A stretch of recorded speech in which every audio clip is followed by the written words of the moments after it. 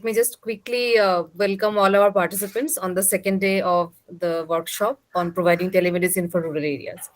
Yesterday, we had a very long discussion on different challenges of telemedicine and also some of the cases from India. You learned about a few grassroots level initiatives and also some large initiatives like the doctor from the Apollo. Today, we will be talking about experience of telemedicine implementation in rural area, where Dr. Murthy Gokula has joined us from Toledo, Ohio, from the US. And he will be taking you through several things. He will be talking about some of his own work and the model that he has done in the US, and try to kind of will find out some of the learning points from here. After this session, this is the last technical session of the program. After this session, we will have a discussion with you, and where I hope to take your inputs and your insights on how to kind of take it forward and what next can be done. So I hope that all of you stay with us till the end of the program. And at the end of the program, also, again, today we will take your feedback. And before we start the session, I would also like to remind you that please do register yourself at the training management portal, because it's important for us. We need to take your attendance, we need to take your feedback. So please do that. With that, let me shortly introduce our speaker today. Dr. Murthy Gokula has earned his medical degree at Siddhartha Medical College in India. He completed his family medicine residency at Sparrow Hospital, Michigan State University in Lansing, Michigan. After the residency, he continued his training at the University of Michigan and completed a fellowship in geriatrics and became board certified in family medicine and geriatrics. He has been contributing to the clinical practice guidelines for American Medical Directors Association. He developed a stay home model for care for the elderly in nursing homes, assisted living, and independent living facilities. He is devoted to incorporating this model in post acute and home care together with the use of telemedicine and remote patient monitoring to properly improve function and quality of life. So Dr. Gokula's association with telemedicine is a little older than COVID. He has been working on it for quite a long time. And we are really excited to have him here today to kind of talk about his experience and talk about the initiatives that he is taking. Over to you, Dr. Gokula. Thank you very much, Ruchira. But I have to tell you that today will be one of the most important days in my life because Dr. Satkival has invited me to speak here.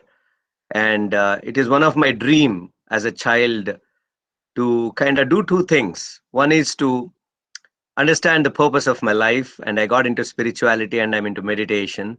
And the other one is to be a doctor to serve humanity.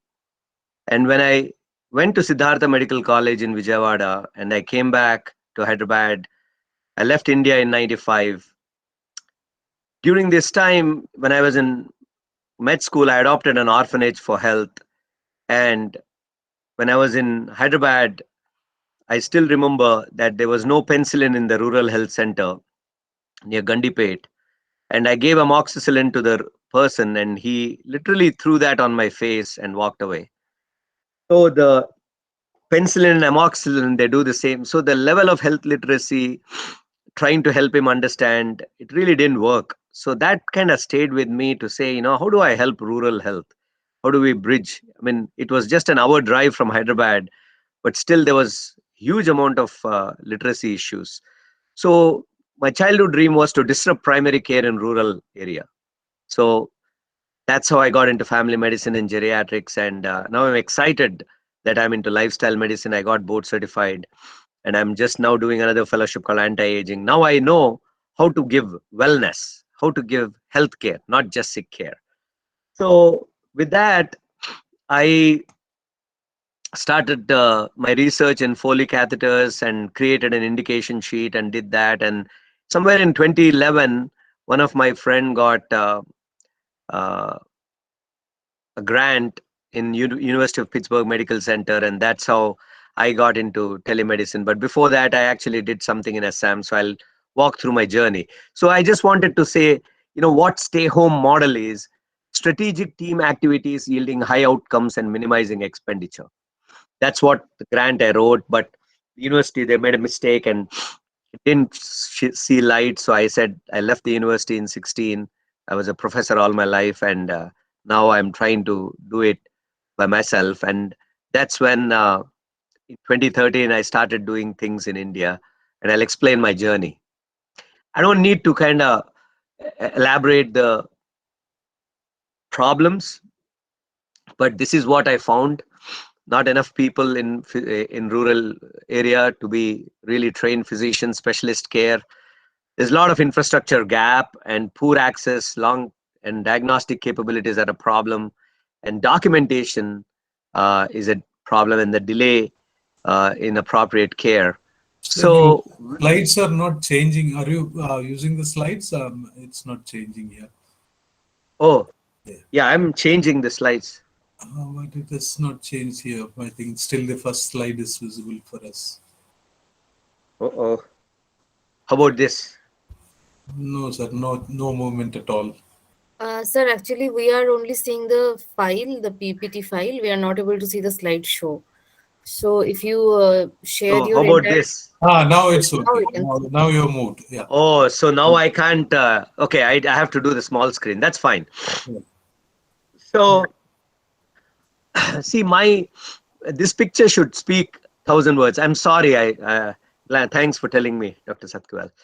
Um, so, I found that if I can create a healthcare worker from the rural area, somebody who is doing ordinary work, and teach them and help them understand, and I think that will change. I'm not saying that this is the lady who is supposed to do, but somebody who is from the area, and I tried several things, but they didn't really help. And right now, for the pilot, I'll talk to you what I'm planning to do, how to kind of bridge, use the telemedicine solutions that we have, trying to do the diagnostic capabilities and the travel time, access, screening programs, and the technology to be transparent.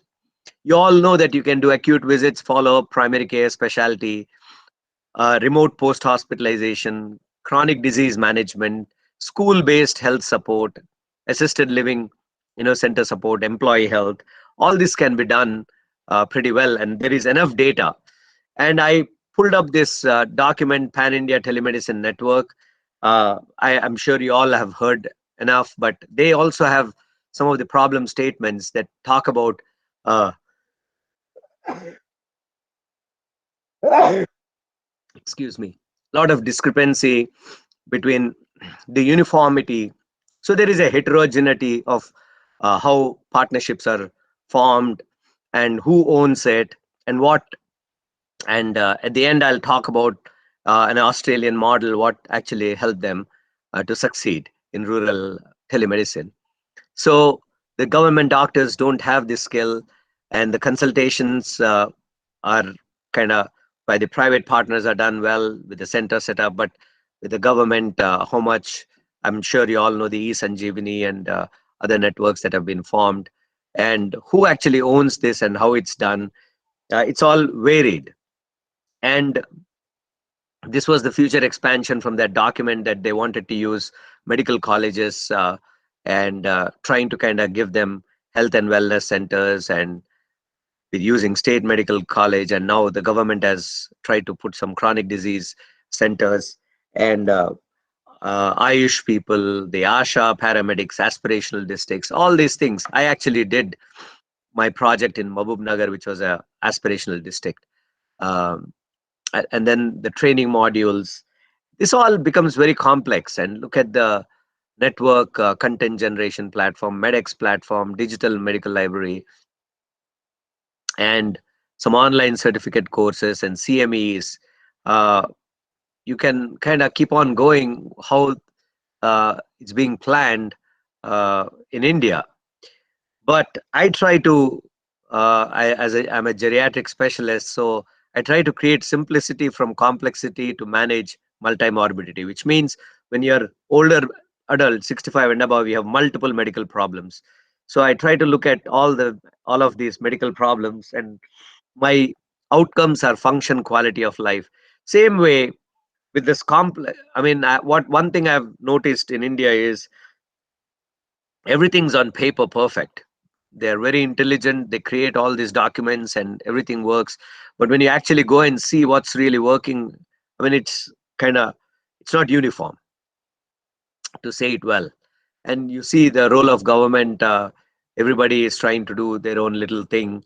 And but the point is, how do you create a sense of uniform model of experience? So my job is today to create, walk you through the journey. So in 2011 to 12, I had an opportunity to move back to India, and I went to meet my spiritual master. And I told him that, I want to do this rural health. And so he asked me to meet a doctor from Apollo in Chennai. And he was doing it privately. So I invested some money, and it was a desktop software doing geriatric consults in Assam. And I found out that basically that center was more or less a funneling platform to Apollo hospitals. So there was a so that kind of disheartened me, and I left that. And then I found Washington Post about Health Cubed, and I read through that. I talked to the Health Cube people, and which is I'll show you the device. It can do about 34 tests, point of care testing, and they had a digital platform. And I reached out to them, and I integrated Zoom, and I integrated a stethoscope, and then integrated an electronic medical record from US called the RelyMed. And we use that, but the uptake was not all that great. The connectivity problems were there, and educating the ASHA ANMs. I want to make it very clear here. I think anything we try to do with ASHA and ANMs as far as telemedicine, I think is doomed to fail. We tried several methods of trying to encourage coax, uh, including financial incentives. But telemedicine, at least this is all pre-COVID. I don't know what's happening after COVID, but I'm talking about 2013. Despite everything there, they were burdened with so many programs that are shoved down to their throat. This program, that program, this program, district collector says something. So there's a lot of things that noise that comes across them, and this becomes of least important for them when it's primary care. So uh, we did that, and then I'll kind of talk about the student health platform and the my GTC platform that we did after all that. I'll walk you through the journey. So this is how an health cube looks like, and they have a nice ecosystem where in the instrument there is an application, web services, and implementation. We do point of care testing, and I took up this HIPAA compliant HL7 compliant solution called RelyMed. My friend's wife owns this, and they have everything: self schedule, send messages, treatment requests, and then everybody can view the chart notes, lab results, make payments. So we actually connected the rural center through the ANM, through the PHC, to the district, and we just did a pilot. And again, the lethargy of the administration, the lethargy of the interest. They all say it's all a great idea, it looks great, and there's a wow factor, but the limitations, uh, despite having everything, it had a practice management, revenue cycle, patient engagement, and it was certified very strong. And we focused on patient education, and but still it was complex for the ASHA worker to use, because this was not a cloud based platform. This was a Microsoft client server based platform. So we had to have a laptop. We give the laptop. Sometimes the limitations with them are to actually know how to even navigate through the laptop and manage that. I'm not so sure what, I'm sure things have changed now, but we had a lot of those issues, and we actually presented this as telemedicine, Telangana telemedicine program to Mahbubnagar through the aspirational district. Mr. Reddy was the MP over there, and we used the Health Cube, and we wanted to kind of see how we can integrate uh, a bidirectional flow of information and advice.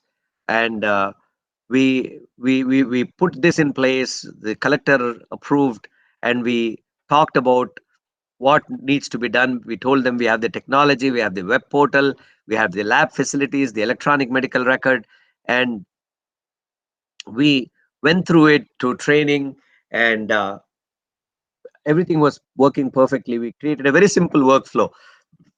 The ASHA registered patients and prints an ID card for each, because this was the health card for them, and they check the vitals, input the symptoms, and do labs based on that, and they do the visit with the doctor, dispense medications, and then and we also talked about whether they're satisfied with the patient, and we gave them, we trained the worker, and in places where we didn't have much of staff, we looked at an RMP doctor, and that also did not really work because they didn't have the incentive. They would make more money trying to funnel patients elsewhere, and we even tried the social entrepreneurship. So Dr. Satgwell, Dr. Ramesh, this is where I think we tried a lot with health cubed instrument to get loans through the So, district collector, and the it was cost prohibitive. It was like a lakh of rupees, and the basic, so it was very difficult to kind of get that entrepreneur model, even though it was backed by health cubed. okay. So trying to give all these things, and uh, so the long term, I'm also giving the limitations, what we went through, and how I modified, and I didn't give up my vision to transform primary care in rural health, and uh, we tried with ASHA worker, the PHC staff, the RMP, social entrepreneur, and each time we had our own challenges. The challenges are sometimes related to bandwidth, which you all know, sometimes related with the person, sometimes related to the lack of interest to do this, uh, lack of any financial incentives aligned, lack of infrastructure for them, and sometimes the things were missing. And it's very expensive to replace all these things. Uh, so uh, when this we actually showed comparative costs too. Doctor interaction with telemedicine was only 100, regular was 200, and our labs costed only 130, and the last time 1 to 2 hours, and we had only 10 minutes, and it was at the doorstep. In terms of travel, they were traveling on average. So we were pretty good in places where it worked, and it really changed. It increased patient satisfaction, quality, and access to specialists, reduced cost travel, which you all know. And one thing is, uh, here I want to kind of see, Dr. Ramesh, did you hear about Project Echo, ECHO? No, sir. No, no, no, Okay. no. So I think that is something that, if you don't mind, I'll talk about it a little bit. Okay, It's called Extension of Community Healthcare Outcomes. okay, So this is a not-for-profit organization that is in the state of New Mexico. It is actually an Indian who invented this model called Echo. It's called Project Echo, and okay, uh, what the basis is that he really got grants and showed that using a simple Zoom platform and taking out all the hoopla, you make everybody in the ecosystem enablers of knowledge diffusion and transfer from rural to uh, the university setting. He didn't put anything much uh, complicated in between. It was just the video conferencing, but then it is a very very tight program, very well run, and the state government actually funds it along with the university. We call that state line item in the budget. So and then he started going around the world, and now we have Project Echo in India, and anybody can become a hub for Project Echo, and it's a not for profit, and it's done. So it all started in New Mexico because there was a lot of hepatitis cases, and for them to see a gastroenterologist, Dr. Sanjeev Arora is the gastroenterologist. It used to be like 3 months, and with now he actually does a clinic and trains the rural providers on what are the simple diagnostic tests that you should do. How do you manage based on the labs. What are the medications you should give? And I have done those sessions, and it's amazing that we have what is called physician assistants and nurse practitioners here who are really so well ingrained with knowledge about hepatitis. They are better than an MD general medicine doctor in managing hepatitis. So, that's how they do substance abuse. They do geriatrics. They do everything, and it's all research based, evidence based, very well run program. When I was a state president, I used Project Echo to disseminate best practices in uh, we call them choosing wisely program, wherein we just pick 10 things, 10 unnecessary things to do for patients. uh, if I have to do something in rural India based on my experience, avoid unnecessary antibiotics, pick up the common 10 conditions and educate the RMPs. I even tried that. I invited 300 RMPs in Nellore and wanted to educate them, give them a certificate course about the most common problems in the rural areas, and give them protocols. They were least interested in getting that education. I said, I'll give you a certificate from university here, but they had no incentive. But this is what Project Echo is. It's diffusion of knowledge, uh, and wherein using it simple and then changing clinical outcomes. So uh, we used the stethoscope and we were able to hear the heart sounds well, and Zoom, and we kind of pretty much did all this: blood pressure, pulse, temperature, pregnancy, hemoglobin, blood glucose, cholesterol. Again, cholesterol is very expensive, 200 rupees. Hepatitis, syphilis, malaria, we could check, and then we were able to intervene. It is not, you get only positive, negative, you don't get the numbers, but still that was good enough that we intervened, and we actually uh, documented, and we were able to kind of talk about their treatment history. It was documented. It didn't matter who came, the electronic medical record was there. And because it was an American system, there were drug interactions, and we kind of were able to do public health related analysis. Uh, but I found of all the technologies, Zoom was the lowest bandwidth that worked well. And this is the echo stethoscope that we used, that you can actually listen this heart sounds, and you can see the EKG, and it worked very well. And we integrated uh, through this web portal, and which people were able to self schedule whenever they wanted and send messages, and it worked nicely for us. But again, we did it in 5 districts, and uh,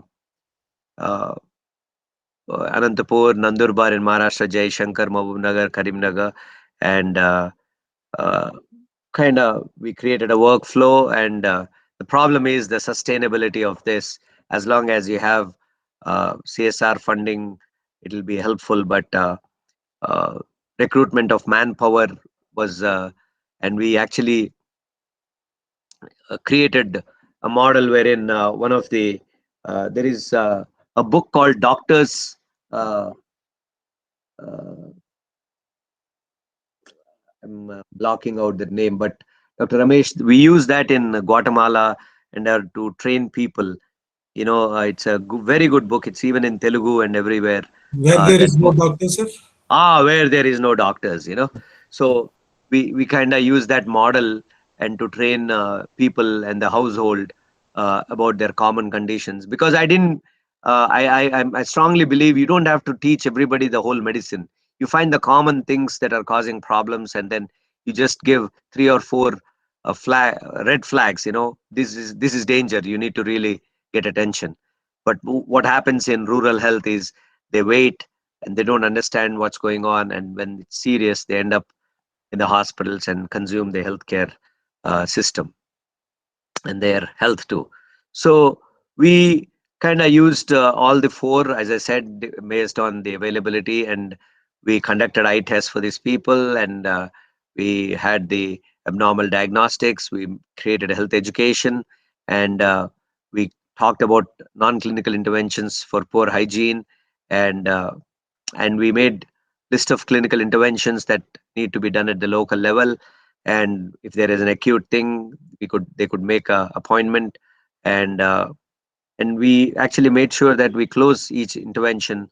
And so we had a project manager for the pilot, and we evaluated and monitored. So this was how we finally integrated telemedicine to the patient workflow. And we thought that somebody who's managing the technology should be well trained, and they should feel that they own this. Without the ownership, it's not going to work in rural areas. And we simplified the process, and uh, we made sure that they were comfortable like a month or so till they are able to use the technology well. And then we identified a champion for telehealth within the local health center, and we integrated finally into the everyday care. And what we found is it requires building external relationship among providers, administrators, other clinical staff at the originating site. So, and then after this project, we screened with Health Cubed about 2.5 lakh people, Dr. Ramesh, in Telangana using CSR funds. But some of them were actual projects, but most of it was doing screening for anemia and all that. But there was not much. We just used Zoom and then help people. But after that, what I did is I actually moved on to do a school project with the state health. But they were expecting through a foundation that since I am coming from America, I am supposed to give them Health Cubed free of cost. I tried to talk to Health Cube people, and they said no, we cannot do that. So that failed. I lost 10 lakhs trying to do that. But finally, then after that, I started a global teleclinics, uh, and I started creating uh, my own platform to do telemedicine. So I'll talk about this. Uh,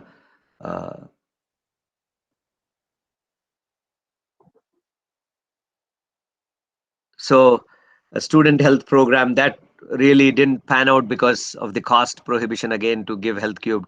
So I created a platform simple, and I actually took care of COVID people, even though it's for a company. We did 1,000 people, employees, and we actually, there were about 250 to 300 COVID positive patients, and our admission rate was 3%. So with the platform, I was able to manage, and there was an American organization called APTA. We formed collaboration with them with the platform I did. But one thing I realized very quickly is that to scale my platform, I needed a lot of money, which again is a problem. So again, my lessons learned is don't invent technology. There's a lot of people who have already done that, and I'll talk about that. And we, I was uh, I was looking at other platforms that came out after COVID, uh, and they each of them have their own benefits and problems. But there is an Adopt a Village project uh, in uh, in API, the American Association of Physicians of Indian origin, and they actually gave me an opportunity. And the president then, Anupama Gotimukala, had a vision to screen 75 villages, and for uh, for the 75th anniversary of India independence. So she knew that I did a lot of rural health work, and we both partnered. And Global Teleclinics was the implementation partner. And I tried to use the platform again. The scalability was a problem. So what we did was we our mission was to bring non-communicable diseases screening and prevention to rural people at their doorsteps of India. And why did I become passionate about non-communicable diseases? Because in primary care, this is what you see: blood pressure, cholesterol, diabetes, heart disease, stroke, and it is rising. And just to give you a statistics, every fifth diabetic on this earth is an Indian. So that I learned all that statistics when I recently did my lifestyle medicine uh, board exam. And I thought, rather than doing this rural, why don't I do this in the rural and create a staged approach? And we wanted to kind of do disease management and disease reversal, and see if we can improve health outcomes and connect rural India with medical providers and partners. So, our goal was to screen 75 villages for hypertension, diabetes, anemia, chronic kidney disease, hyperlipidemia on the eve of 75 years of independence. So far, we have screened about 51 villages and screened more than 6,000 patients. So, how does this work? So, the way it works is, the one of the American doctor here who is an RP member will actually donate $2,500, $2,500, and I adopted one village which is my mother-in-law's, and her name, and we actually say this is the village we want to do it. And since I have connections in the village, we identify a champion. So we talk to the champion, and we'll explain to them the program about screening the health condition, which is phase one. And global teleclinics, we work with them, and we used a nationally accredited uh, lab, which is called SRL Diagnostics. And we got labs because my thought process is let's pilot this in few people, get solid labs, and then do the intervention. And we analyze the data, and we actually call the patients and explain to them the test results, and we give them primary care support for all the positive patients. And this is the program that we started, and we wanted to kind of uh, screen and make sure that we do top five disease and top five preconditions, and then do lifestyle interventions. And we gave reports to the sponsor, and I can show you once I finish this uh, by going to the website. I can share that. You all can see it. The study the what we did statistical analysis, and then we actually wanted to do a private public model, and kind of bring in social entrepreneur service partners, and for adoption. So I've created like three phases, and I wanted this to be a sustainable project. And we did screen the phase one, and if you look at the cumulative results, like we chose only four states. These are people who are just coming off the streets. The way we do it is we tell in the village that we're going to do a screening program, and just random people show up, and look at the amount of disease burden they have. Abnormal BMI. Gujarat is the highest, 34, Telangana 24, Andhra Pradesh 22, Karnataka 22. I mean, this is scary for India if the rural people have abnormal BMI. And if you look at the chronic kidney disease, AP has like 36.28 for all the cumulative results for the 6,000. I mean, for the people we screened, about 15 villages. In Telangana, 20%. So these are like asymptomatic. They don't know that they are living with chronic kidney disease. And the criteria was creatinine of 1.3 and above. And BMI was 20, 24 is what we used. Uh, and then look at the amount of diabetes we have. Karnataka 34.6, Andhra Pradesh 27, Telangana 23, Gujarat 18. So the anemia, people focus Andhra and Telangana. These are real results, from an accredited lab, and it seems like Gujarat is scaling high, uh, and Karnataka. Uh, followed by Andhra and Telangana, and Karnataka is the least anemic of, because we chose these four because we going to do pilot, excuse me, in these four states. So because first thing is, if we identify the disease burden, then we can actually start intervention. So if you look at the abnormal BP, which Karnataka has almost 47, I mean, on the villages, 4 villages we screened, half of them had a elevated blood pressure.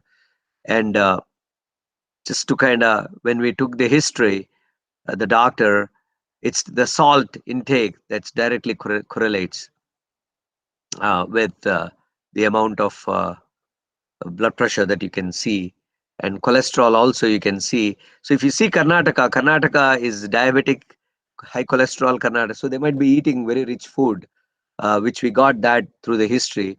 Because what happens is, after screening, about 10 days later we get the labs, we send all the hard copies to the village champion, and one of our doctors calls them or does a video visit and explains to them the results, and tells them to buy the medication if they need medication, or go help them go to the primary health center. And that's the closure for the first phase. And if you look at the cholesterol Andhra, and they, when they call the patient, they take a brief food history, nutrition history, and it's pretty bad how food habits have changed in rural India. And if you look at the HDL and LDL abnormalities also, so high, but HDL is the good cholesterol. So we, but still you can have the bad portion of the good cholesterol. So my gut feeling is, if you fractionate the HDL, you'll have the dense HDL, which you don't want it. Uh, so if you can see the amount of disease burden, it's pretty scary, uh, that each of this cholesterol abnormalities in rural health. And triglycerides also, Karnataka has the highest. And metabolic syndrome, which is elevated cholesterol. So, so the point is, here is the, I can share this. This is the link to see what I have done, all the reports and everything. You can see for yourself. I can open the hyperlink later. So what I found is that when I was looking through the Health Cubed contacts, I heard about Indian School of Business, and I met a gentleman called Manish uh, Ranjan, who is from Bihar, but he moved to Hyderabad. He, in about 8 years ago, he won a competition through Clinton Foundation to do non-communicable diseases through digital platform, and in the urban slums. So he got $1 million, and then he put about another 1.5 million. Now he has a whole platform. So I loved it when I saw the demo. And now Global Teleclinics, we have white labeled this platform, and we're going to do the second phase. I call this program Deepam, because digital integrated prevention and management. Uh, if we can focus on prevention and try to manage these people with simple things, probably it might resonate with them, rather than trying to deliver full level healthcare and complex disease management in rural health. To simplify it, uh, when I did lifestyle medicine boards, it was all about what my grandmother taught me when I was a kid. And we have moved away. And here's the evidence from the labs that we have done random sampling for all these villages, and the disease burden of non-communicable disease so high. So I thought, if we can have disease management and disease prevention platform. And my goal was to kind of proactive, coordinated, continuous care, care, and patient screened, reduce hospitalization, lower health costs. That's the vision of Deepam. And we we kind of talk to them, and they kind of already have done this, wherein they have community level population screenings. There's the primary, secondary, and tertiary, and it's a digital platform that can be used across. They also have artificial intelligence. They do risk stratification as low, moderate, and high, and basically they also have some recommendation engine, disease management, and critical care, and their goal is to improve outcome.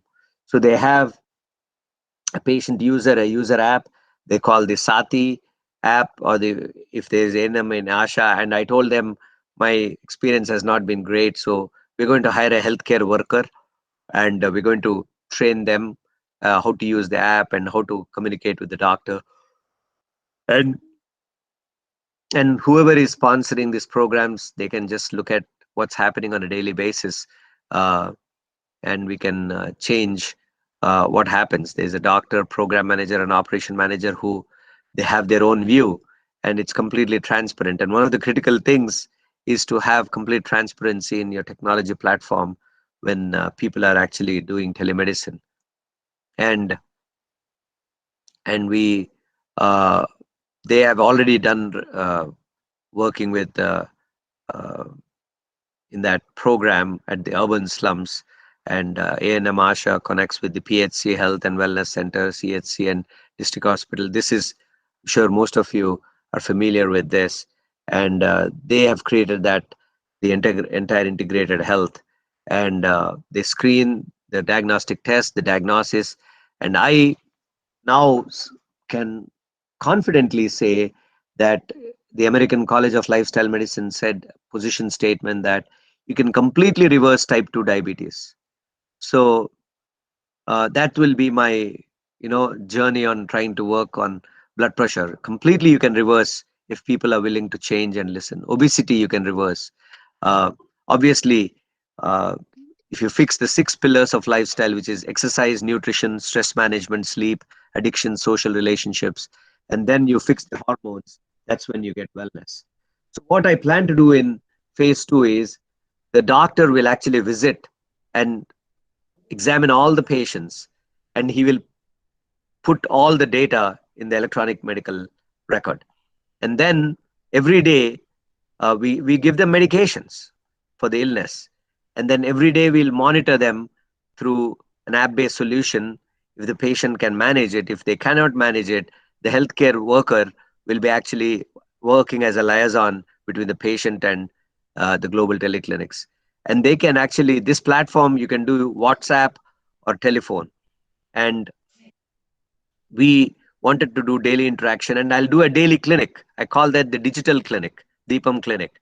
So once a month the doctor goes there, and every evening they can actually call 6 to 9 after they finish their farm work, before they go to bed.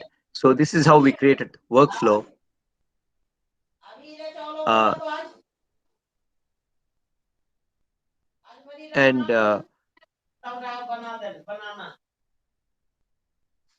so uh, So the point is, we are actually giving them the medications, the low cost, and the budget is about $1,000 per month for this medications, the doctor cost. So we are paying 10,000 rupees for the day to entirely screen all the, I mean, do the exam and all that.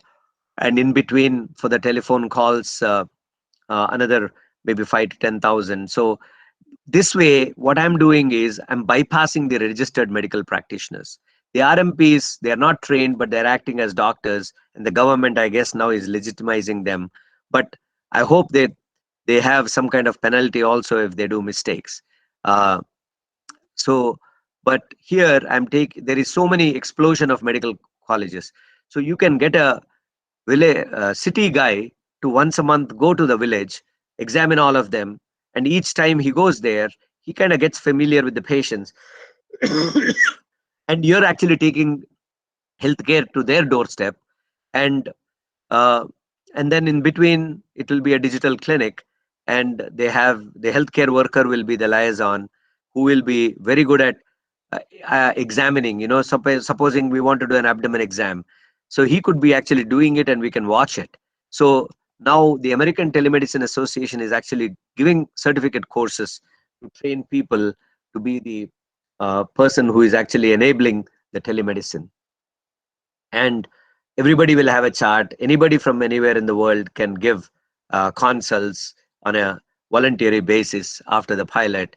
We're creating a database of physicians who can give their hours, and people can choose. They'll So what I want to do is I want to create an Uber model of healthcare, wherein whoever has time, they will just be there on the platform, and anybody has any healthcare issue, they'll just say, I need help. Whoever is closest, you know, like, and then they'll pick up that case, finish it, and then document it. The more electronic medical record models you have, it will be a failed system like America. There, we have too many electronic medical record systems, and nothing talks to the other one. But in the Veterans Administration, there is only one, and it doesn't matter where the patient goes, all of them everywhere have to enter into one system. So then you'll have uniform charting, uniform history, duplication. There's a lot of benefits by that. So we actually did that. As I said, in the first 6 months, we're going to kind of manage the disease by giving them pills, get their trust, and then giving them lifestyle medicine education, and do the disease reversal. And labs will be uploaded, history and physical, and as I said, acute and monthly visits, and we can communicate, and healthcare worker will be. So the outcomes is how many positive patients through the screening in phase one, number of medications we gave to these people, because I want to make sure that I don't continue the medications. Hopefully we can change their lifestyle and educate them. And trust me, it's so simple. uh, if I have to say, because diabetes, if you want to reverse your diabetes, I don't know how many of you in this group who are listening to me have diabetes, do these three simple things. One is give up all the animal products, including milk, yogurt, eggs, dairy, all the animal products. Give up all the oil and eat as much plants and vegetables and fruits you want. You can see in within 3 months your hemoglobin A1C will change and will drop significantly. So I want to make sure that I manage these six conditions. What's the compliance with the medication?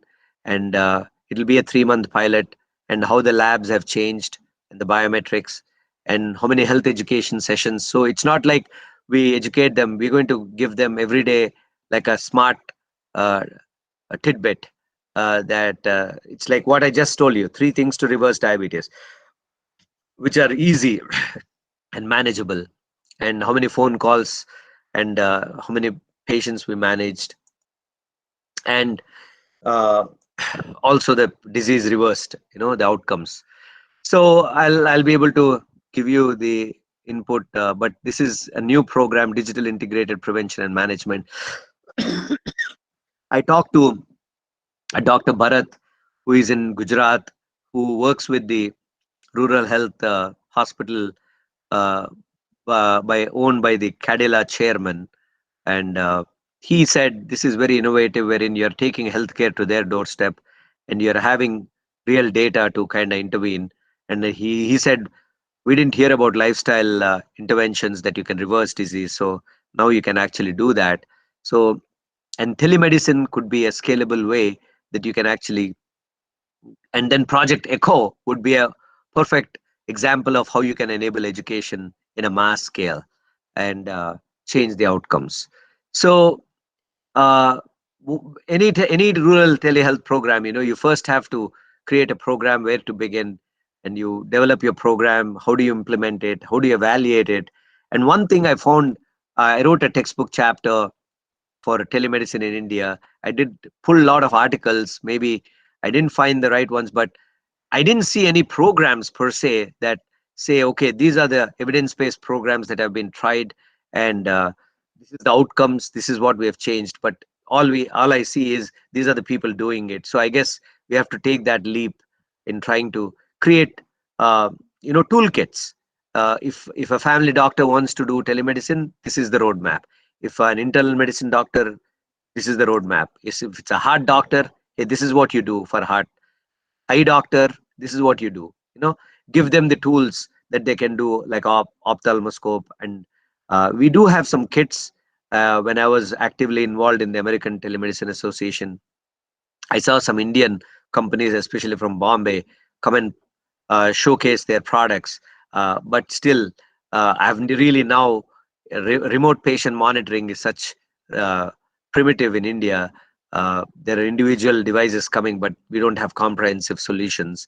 Uh, and I actually, we created an app, and we connected this again.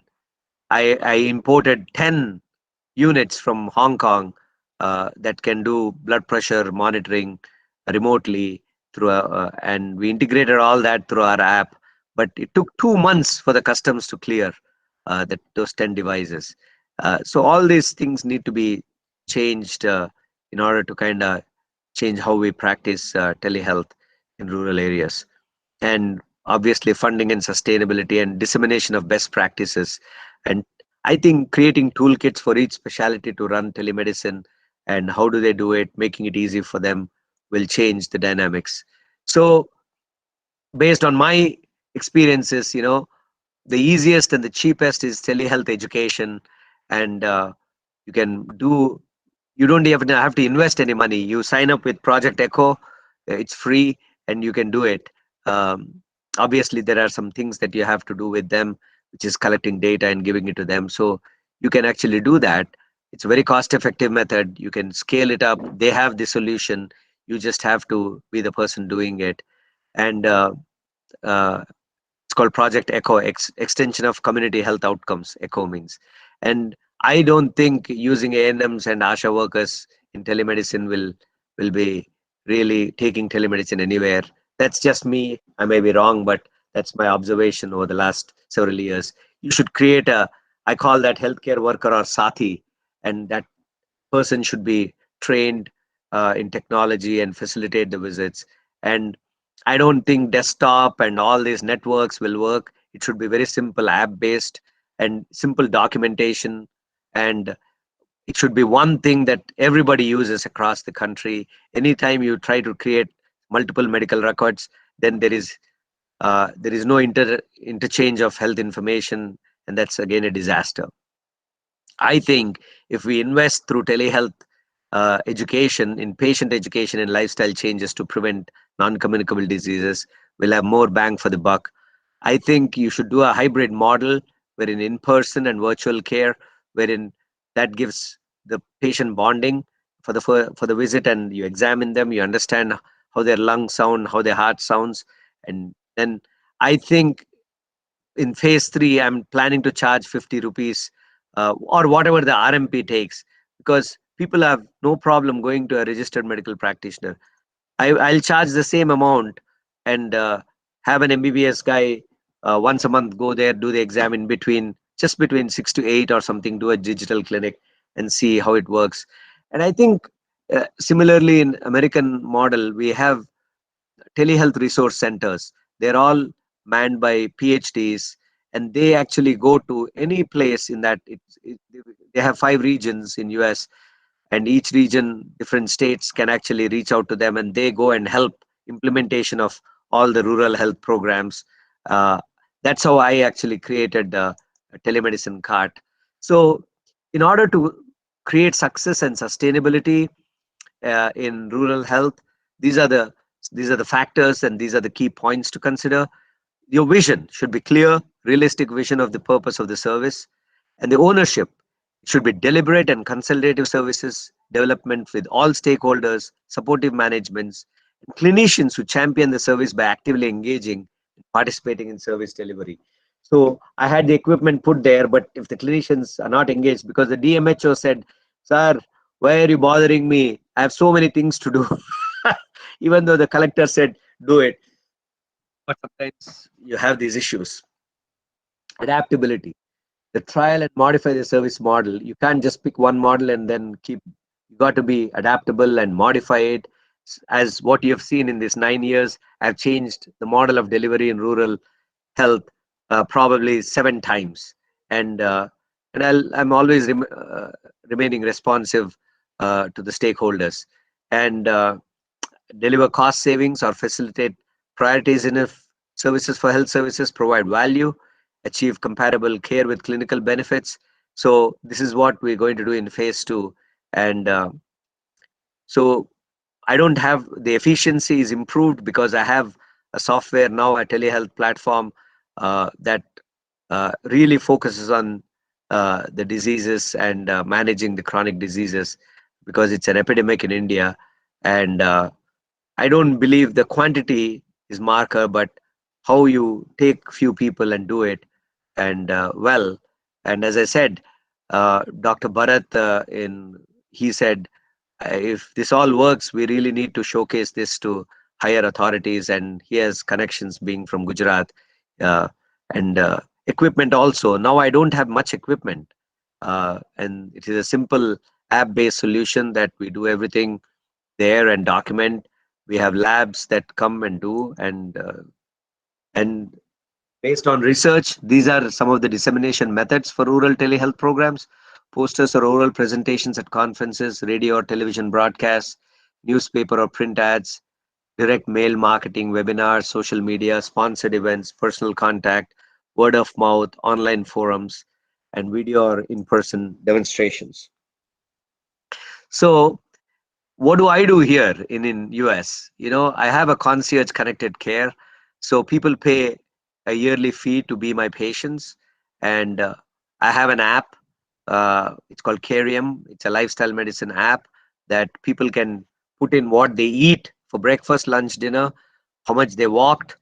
If they have blood pressure, I give them a blood pressure unit that is remote, they app based, and it'll just come into my clinic, and my nurse monitors every day. And pulse ox, I give them weight uh, for heart failure patients. COPD, I give them a pulse ox that's Bluetooth, and I monitor their chronic care management and remote patient monitoring. And luckily, government in 2 years ago, I've been doing this for the last 6 years, but the government just 2 years ago started paying for these services across the board. And there's a lot of patient education that I push through the apps.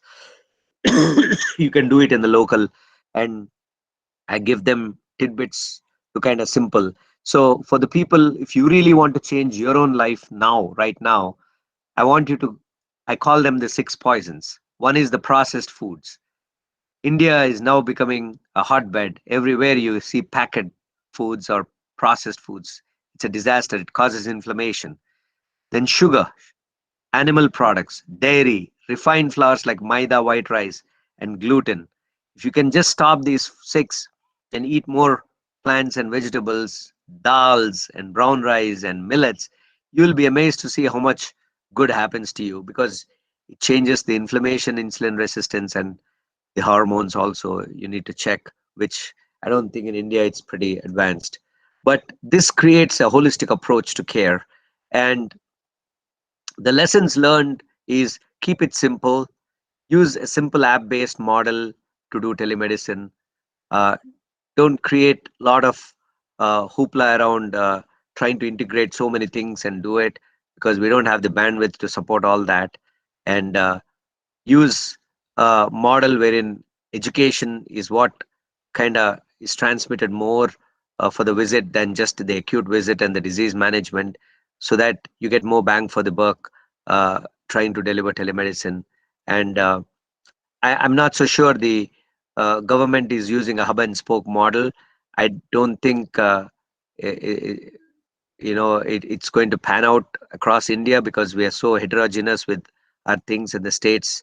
uh, I think it should be a state owned program, and they should connect with the districts, and because we have a very good system and that state model. And unless the federal government creates a budget and creates an app and EMR that everybody can just use it, whoever wants, and there is a budget to support that, uh, will not work. But this is what I have kind of envisioned, and this is what I do in US.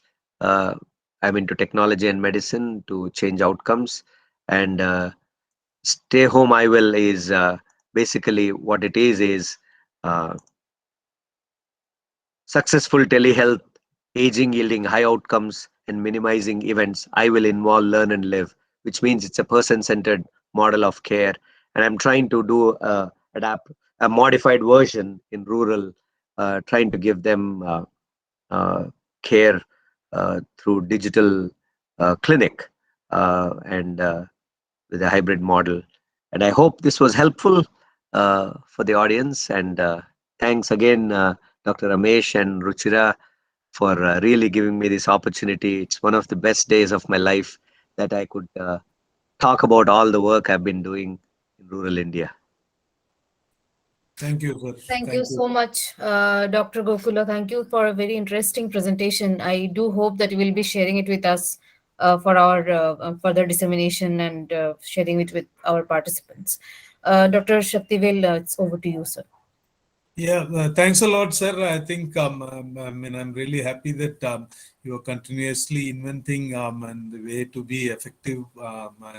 Especially you have connected more on wellness aspect. I think yesterday we spoke more on treatment and diagnosis and treatment, and today I think your presentation was more on ensuring wellness through telemedicine. I think that aspect is really also important, and it could be like you said, it could be the first step or the easiest step to I mean really focus on. I think that's what we get from your presentation, that through a simple way we can ensure telemedicine takes off as a education wellness, looking at wellness, what the government is also trying to do through e-Sanjeevani and others. But probably I think your whole lecture was been around this aspect, so which was very important input to us, and definitely this is doable from I mean what I have been always talking to you or writing emails on what could be done I mean on a rural scale in simple way, what could be done. So that's what is a key, like to spread the concept. I think I mean like entrepreneurial model is also one thing that we were very keen. That's what again and again I was talking to you or talking to Dr. Agarwal when he was here. So I think I'm really happy, and we'll see how we can take it up to our ministry through we'll be writing a fact sheet or I mean, on a policy brief on this. Basically, that's what Ruchira and is tasked with. I think probably we'll come up with a policy brief for our ministry to engage with telehealth or telemedicine in rural India. So that's what the task is going to be after this workshop. So we really thank you, sir, and we'll bother you again. I think we will be connected, and we'll see how best we can use take your experiences and knowledge when we progress on this. So Yeah, thanks. and I think, I mean, because Project Echo, one of the requirements, I couldn't start Project Echo in India because I'm not a not-for-profit. Uh, Okay. but if you somebody at your level, you reach out to them and say that I want to participate in Project Echo, you can participate, and Okay. you'll get the platform easily, and you can be. And I would love to work with you on this Project Echo, trying to implement lifestyle medicine in rural health, because you can see I have the data. These are all SRL Diagnostics is a national diagnostics lab, an Yes. ABL certified. So the data is accurate. It's not like you're getting it from any other lab. And if the disease burden is so high in only 51 villages, and I've done in 5 states, so I'm sure it's coming out, plus minus 4 5 around all these 6 non-communicable diseases. And if we can do that with low cost, because you're not paying, the government will not pay anything to Project Echo. It's free platform that you can use. And then we create clinical models around that for education and try to do that. I would love to do that. I'm very involved with the Indian Society of Lifestyle Medicine because I've become very passionate. I'll be very honest with you. Only 3 years ago, I learned about lifestyle medicine, and I changed myself. And I've said, I'm going to dedicate my life to be doing disease reversal, not disease management. Anybody can do disease management, but disease reversal, it's very easy. Simple things. I just told you the 6 poisons I call, and you eat a lot of plants and vegetables. You just try it for 2 weeks. You'll see so many good things happening to you. And if we can inculcate this simple, sorry,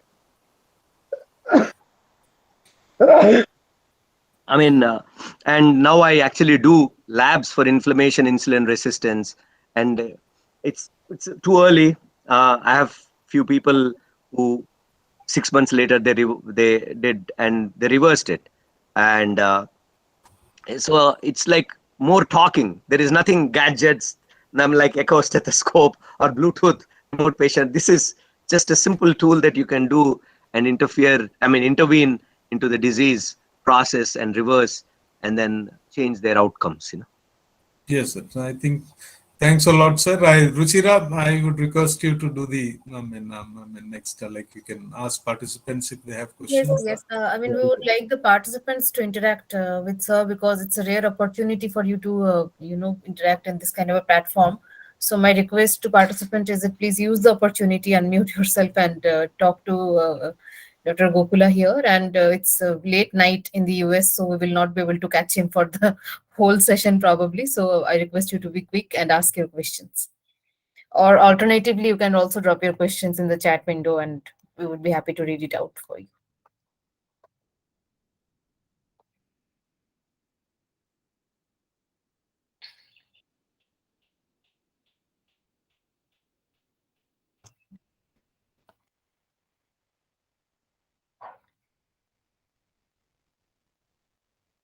So, Ruchira, they say that if people don't have any questions, either I was Yeah, not effective, or, or you they will heard wait it for all.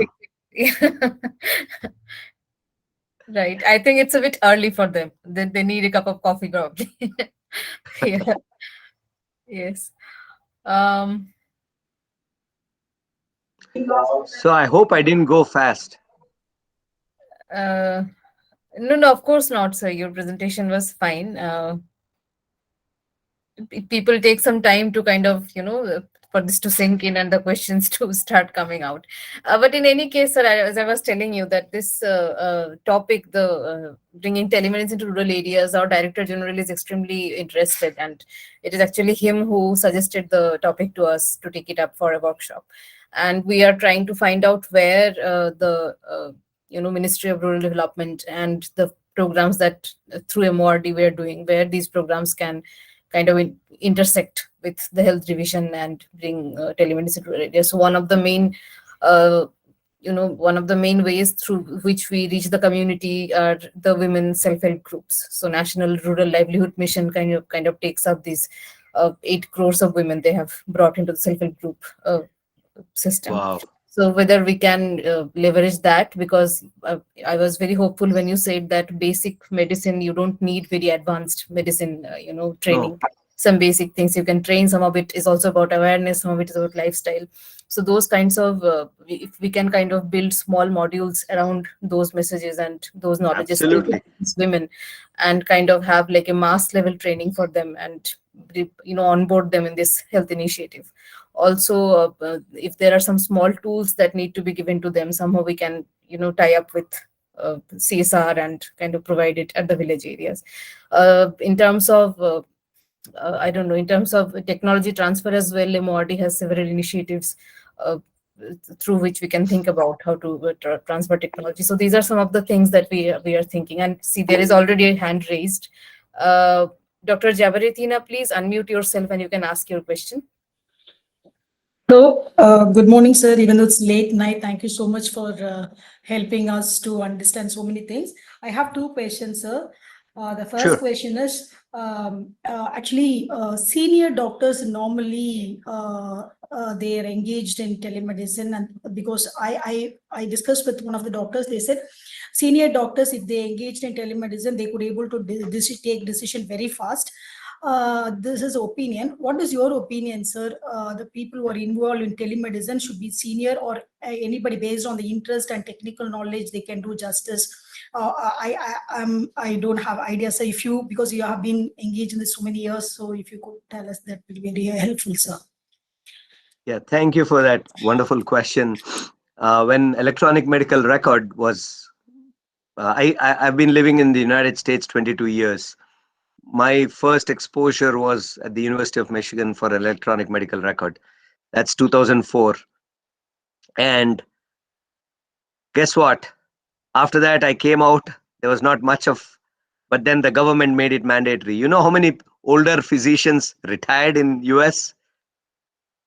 There was almost 30 to 40% of people retired because they didn't want to manage technology. So, so I'm sorry. I disagree that older physicians or experienced physicians. I would rather give technology to the younger physician, because in the last 10 years, there has been significant change in the amount of devices that people are using. And for the first time in the history of mankind, a device actually took over the number of people on the earth, and that's the smartphone. So, any technology that you do, if you can do it through that piece, that's what works. And who does that better than younger physicians? There are a lot of older physicians who can't even create a PowerPoint presentation properly. So what I normally tap into retired physicians because they have time, they have the knowledge, but again, I struggle with them trying to teach them how to uh, open this app, that app, and then try to kind of coordinate. So my experience has been the younger physicians are better, and that's why I'm using young MBBS people, because I don't think the rural people should be getting care only from RMPs. I think the MBBS people should be the ones giving care. And why not? When they're getting trained for 5 years, 5.5 years, and I understand everybody wants to be in urban areas and all that, but this hybrid model takes that away. Once a month going is not a big problem, and if you pay a chunk of money for that day, there is financial incentive, so people will go and come back, and you get the rest can be all digital. So to answer your question, I think young person should be the one doing telemedicine. I hope your question was answered, Dr. Jabratina. We have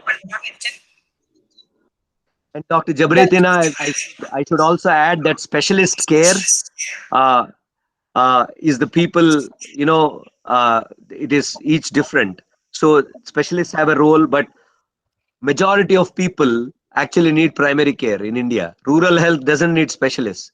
Rural health needs primary care. I have another question.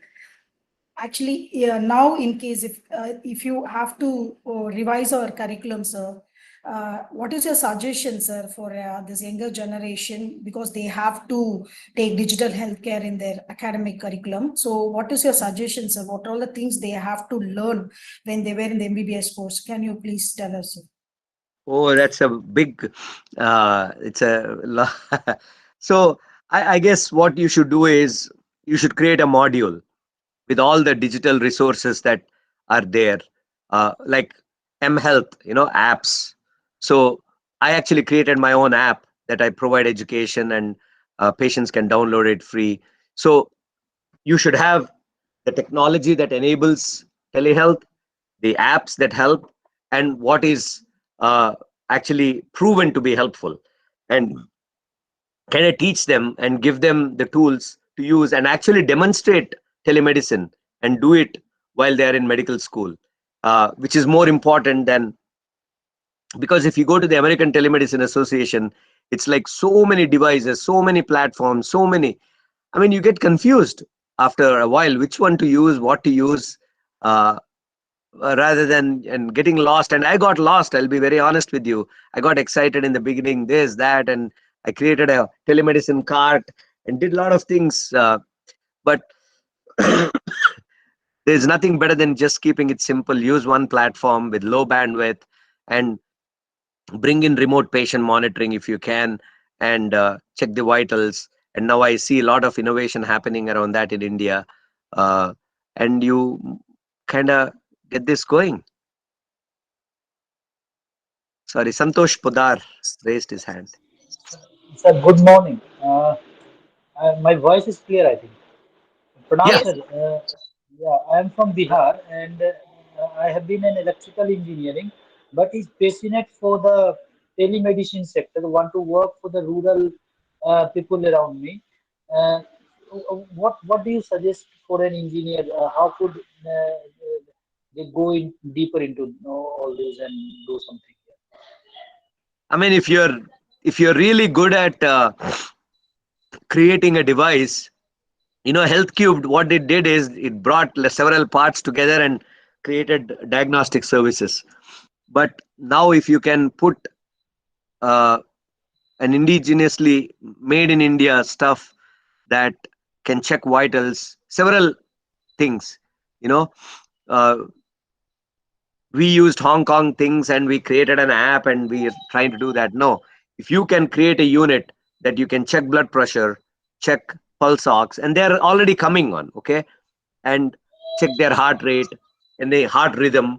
Now there are devices that check heart rhythm only in India, but if you can do that for rural health, because what do you want to prevent? Heart attack, because people die. No, that you, if they have a capability of checking if their oxygen, if they have blood clot in their lungs, people die. uh, so you look at if they have any pneumothorax. So but so what do you basically need for all this? You need checking the pulse oxygen, you need the heart rate, you need blood pressure, you need the temperature, and then if they can check weight, which will be helpful. And if you could do an integrated device, low cost, uh, because that, if the patients can actually use it, then remote patient monitoring becomes an enabler. Because here I actually give the device to the patients and I bill the insurance, and still patients are not excited about it. So in order to do that, in the beginning probably a healthcare worker should carry this device and help. you know i I gave a proposal to Mr. Naidu. He was so excited with that, and he gave it to the principal secretary through my junior in med school. We call that Sadika Mitrulu, wherein these people know the villagers very well and they interact with them, and they actually enable this whole thing, and they actually teach what the government programs are all. How many people in India actually know what are the facilities that government is actually giving to them? So you can have that kind of uh, device that will bring all this into one simple device, small and easy, low cost. And as an engineer you should be thinking that I don't think you should spend time in trying to do lab test. I think you should try to do this basic vitals at a very low cost. Yes, sir. One problem comes. You were mentioning the Uber model, as far as I could understand. So I'm not going to do the instrumentation portion. Uh, Basically, I want to get involved into it and see in the pros and cons, and then, if possible, I could modify or do something in that. Yeah, well, what I meant by Uber is, let's think if we have a platform that people can actually, I mean, Uber is all over the world, right? I mean, if it's in America, every state, wherever I go, I ask for a car. There are 5 drivers. One of them says, you pick one of them. Same thing with healthcare on the digital platform. Because if you depend on RMPs to deliver care, it's not going to change the outcomes. If you give people like who are retired doctors, who are professionals who or MBBS people who are preparing for PG, you enable them and say, okay, for a small money, you can do telemedicine visits. Then they're all waiting. Everybody signs up, their license are verified, and you take away all the rules across the states. You have one unified platform. Whoever wants any medical issue, they can just. I understand that there is a language problem, but Telugu people will pick up the Telugu. You can create all those on the platform. If you're a Hindi speaking, so that's what I mean by Uber model of telemedicine. That uh, Yes, sir. so so somebody is asking. Yeah, there are two questions in the inbox as well, sir. Let me just read it out. One is from Dr. Raghunath Saini. He's asking, can echo model be utilized for preventive health or good health without medicine? And Absolutely. If you have an art for profit, you have an idea, you present it. It's very simple. There is nothing big paperwork. It's not EKO. It's ECHO. Echo. Extension of community health outcomes. right. Sir, the second question is from Rushikesh. He's asking a very good, I mean, his first is very good presentation, sir. Sir, this is just a thank you note, I believe. There is no question here. Uh, then Akanksha is asking, don't you think that working out telemedicine in rural India is difficult for older people? Because of illiteracy, they are not very good with technology. Children live in cities and need someone to access it. So any Absolutely. It's a very good observation, and I saw the same thing. So that's why we are training the healthcare worker, and we call them Sati. Uh, and then the Sati has a Sati app, and he actually helps facilitate all this.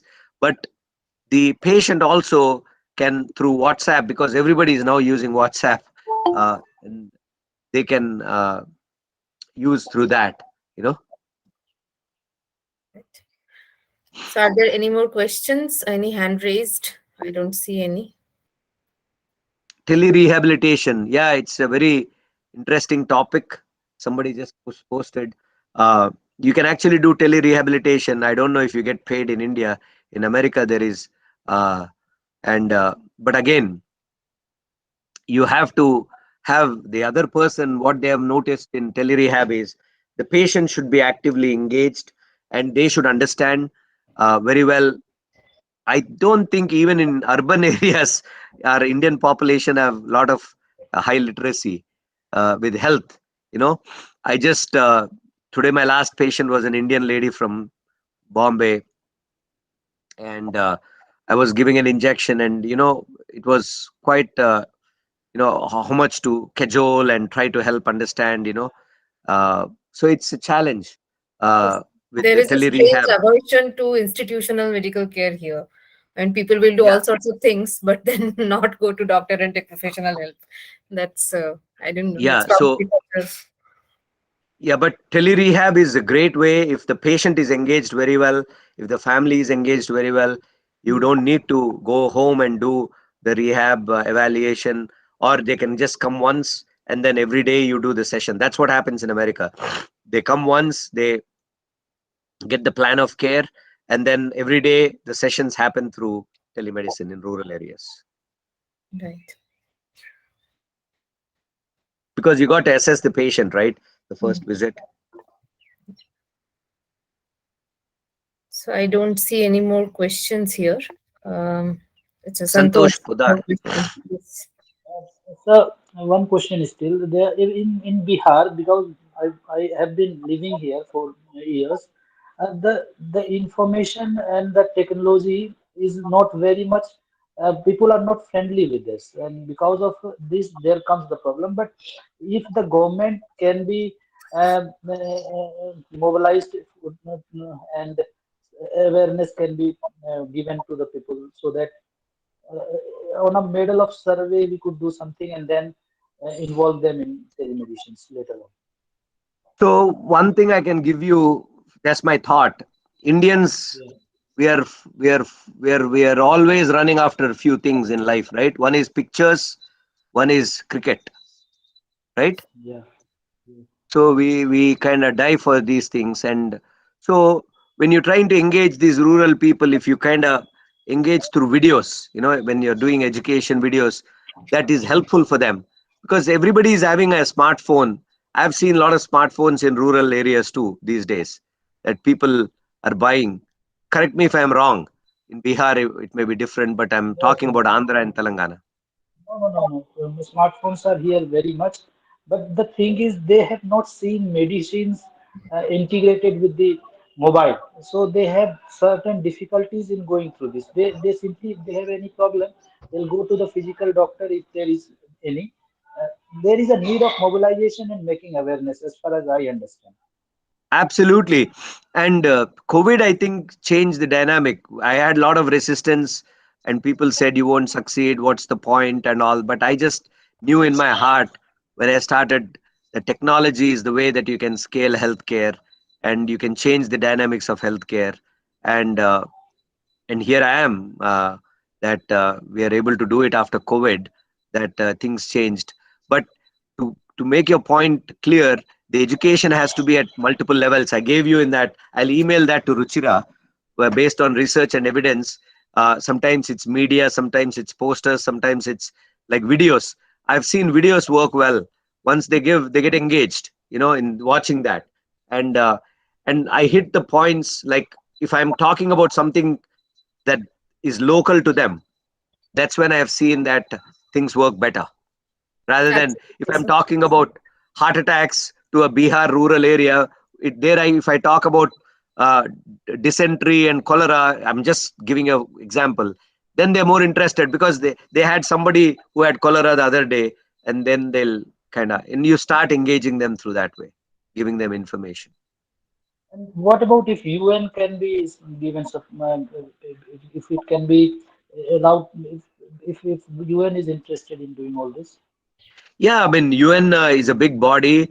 I think CSR funding should be the way that you should approach this. Yes, In UN my, also works with their set, goals. It's not, you cannot take your proposal to UN. UN will come with their proposal to you. So right, the other way around is rarely the case. Right? You take any thing, UNICEF or any other bodies which work in rural areas.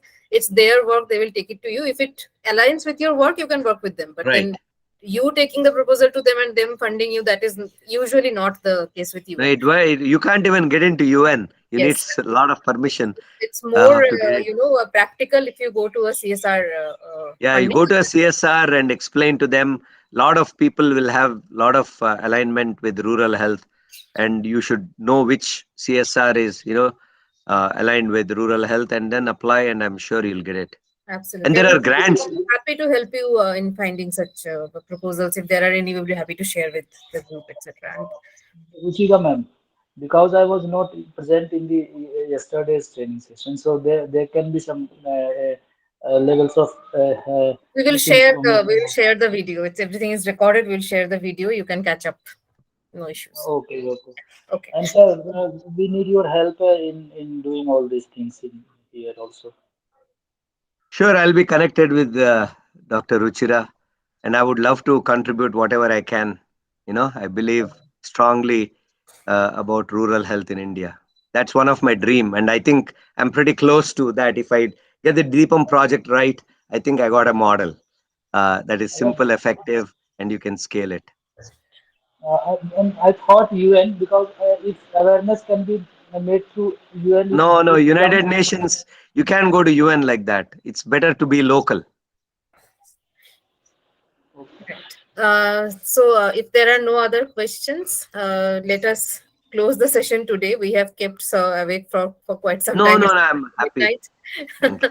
Yeah. I hope it was all helpful, Yeah, Ruchira. definitely. There is a lot of excitement and hope here. Maybe we'll be able to do something good starting from here and take this forward.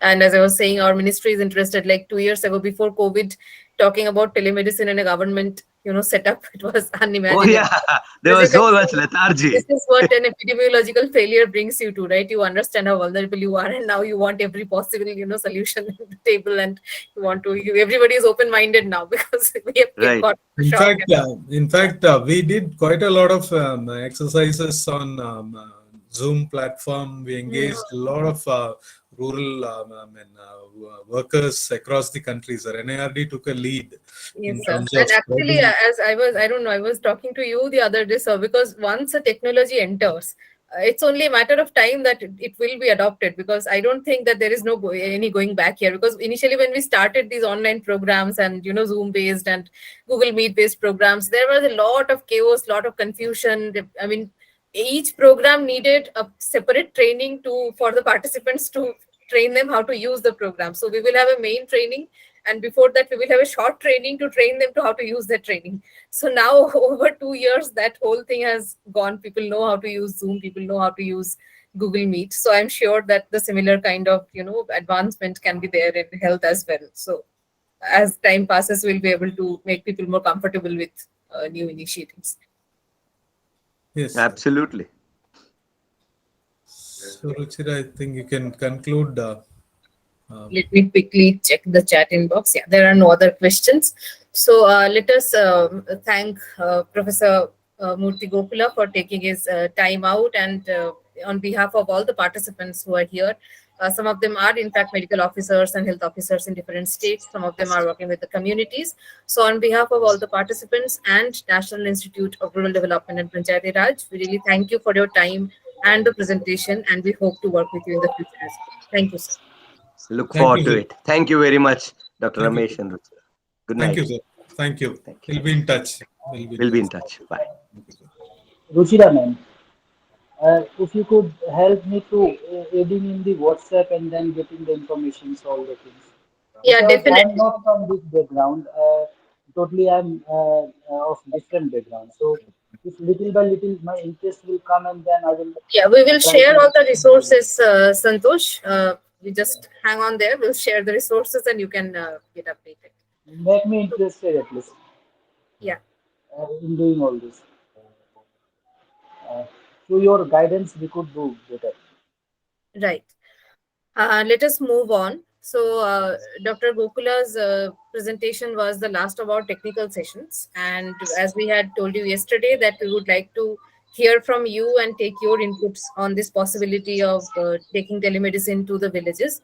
And, kind of also note it down what you have to say and kind of include it in our proceeding as well. So, we don't have much time left. I wanted to finish early today. We have like probably half an hour for our discussion. So I would really invite our participants one by one to unmute and let us know of their inputs. Yeah, and let us know of their inputs in what they think about the possibilities of telemedicine and how the participants think that we can take it forward and coordinate through our ministry in that. The floor is now open. Please unmute yourself and let us know of your inputs. Dr. Ruchira, can I have 5 minutes? After Yes, which I yes, Dr. Ganapati. Thank you so much for joining today and thank you Okay, so much yeah, for your I'll have time. to leave now, but I just thought this is a very good audience. Now, I don't like to be personal, but unfortunately, one has to be personal to drive across the message. I am just making a public offer to all the people here, particularly to the Ministry of Rural Development. I am talking on behalf of the Apollo Group of Hospitals. As you know, we have been engaged in this exactly for 23 years now. When I started in 1998, everybody laughed and ridiculed, but over the last 3 years, the world has completely changed. I don't want to give a big lecture, just 4, 5 specific proposals. I'll send an official letter to your Director General with a copy marked to all of you. And I'm very impressed and I'm very happy that you've taken these proactive steps. This is what we were desperately looking for 10 years ago, 15 years ago, 20 years ago. But nothing can stop an idea whose time has come. And I think the time has come now. So, number one, I understand you have a postgraduate diploma course in rural management. We would be very happy. I can take the primary responsibility. I have some excellent staff helping me in program management development. See, as I told you, we do almost 20,000 e-transactions every working day. Now, this requires a huge amount of people. We have almost 375 full-time employees in the telemedicine division and 1,000 employees who are engaged in various contracts. I would be happy to do a 1 day or 2 day, depending entirely on what you want. It could be as little as 6 hours, it could be as much as 12 hours. I'll ask different people to talk. I'll ask our financial officer to talk. I'll talk about business development manager, etc., etc. So that is one, offering you a 10 to 12 hour module, and I would be grateful if you could consider including telehealth. First of all, I think we should remove the word telemedicine. When I started the Telemedicine Society of India 19 years ago, I did not have the background, the knowledge, the wisdom which I now have. So the word telemedicine is actually not correct. The more appropriate word would be telehealth, because as even the previous speaker mentioned, the entire emphasis in the future particularly is not going to be on diagnosis and treatment, but rather on prevention. So we are talking of health, not medicine. That is number one. So coming back to this, we would be happy to have a 1 day, 2 days specific program exclusively for all your postgraduate diploma students, number one. Number two, I have enough material. Unfortunately, I'm not able to get the people concerned, people with an interest, a passion. The only way we can do this is somebody to register for a PhD. I don't know the full details of your institute or the full background, but I'm sure you have affiliation to some university, etc. We would be very happy to provide you A, with the raw data, B, with the technical help, B, with the infrastructure support, etc., etc. I got my PhD 30 years ago, and I'm an examiner and a guide for the PhD, including in telemedicine. So all these administrative things can be worked out. We will be very happy to give you, or to have even 1 or 2 candidates work in different parts of India, etc. The third thing is, anybody who's serious about it. We are only looking at people who are very serious. I can give them an internship. Of course, there will be some nominal. We are a non-profit foundation, so we just get enough money to meet our ends. But still, we would be possible to give a fellowship for a couple of months. Anybody who's serious about it, hands-on, so they can visit various villages across India. They can study for themselves, etc. And under our guidance, I guarantee you, if somebody is very serious about it, I guarantee you at least 1 or 2 papers in an international journal. For youngsters, this will be a tremendous asset in their own future and development. And so we would be very happy to offer all this. And if you or one of your colleagues or whoever it is, you are most welcome to contact me later and have a detailed discussion on how to get. The most important thing is Apollo Telemedicine Foundation is more than happy to purely as a not-for-profit venture. We will be very happy to have a formal MOU, formal arrangement with your institution, and use our 22 years of experience, our not only the corporate hospital experience, but enormous experience in the real villages of the country. We want to expand. And we'll be very happy to share not only the good things you have done, but all the wrong things which we have done. So you learn from our mistakes. I think that is more important. Do not reinvent the wheel. There are enough of apps, there are enough of platforms, there are enough of things. What is not available today is people. Human resources are extremely difficult. And as I mentioned again and again, unless it is revenue generating, it is self-sustaining, it will die a natural death. So the most important thing is to generate. People have to pay for the service. Gone are the days when you expect everything to be free. But insurance is possible. State government sponsored, the huge numbers we have. So even if we have our own small insurance in small villages, 2 rupees per day. So if you pay 2 rupees per day, which even people below BPL today can afford to it, if we have 20,000 people, that will be enough to get it going. There are dozens and dozens and dozens of schemes, but we require people to help us, to support us. So this is a public statement I'm making. I'll be more than happy. Anybody can contact us, and we would be happy to help them on how to do it. But they have to be very serious about it, and that is the most important criteria. If there are any specific questions, I'll be happy to answer them. Thank you so much, Dr. Ganapati. That's really excellent to hear. And we will definitely have a discussion at our organization level with our management and get back to you with some concrete proposal to kind of work this out and take it forward. I see a hand raised from Neeraj. I don't know whether he has a question to me or to you.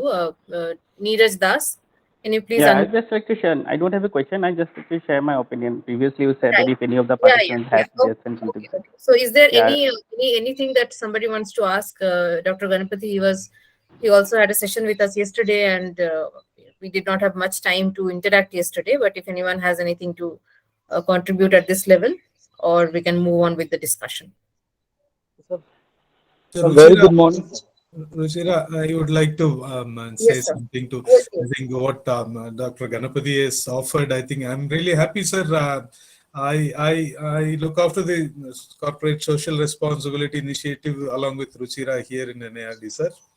And Ganapati, sir, am I audible? Yeah, very much. Very audible. Please go ahead. I think your offer is excellent, sir. Like student will benefit, like because rural management students, we don't give a solid health aspect in the course. I think probably this can be a boon for them, like a session or 10 hours of session would be really helpful. We'll put it to the postgraduate diploma section. And I think we should talk about the MOU at the the MOU definitely is. I think already we work with your.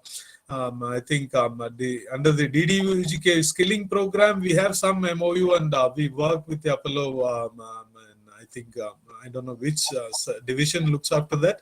The skilling, I think they are working with the Apollo group. That's what I understand. Definitely looking at telemedicine, and I think there is a lot of potential. And one of the thing is like I think what Dr. Murthy, when he was talking, also I was saying the self-help group. That's our biggest clientele, which Yes. is available with We us. are, And yes, sir. yeah, And we are also talking about telehealth education at this yes, point. Yeah, You yeah, can, yeah, that's as I mentioned yesterday, see, so.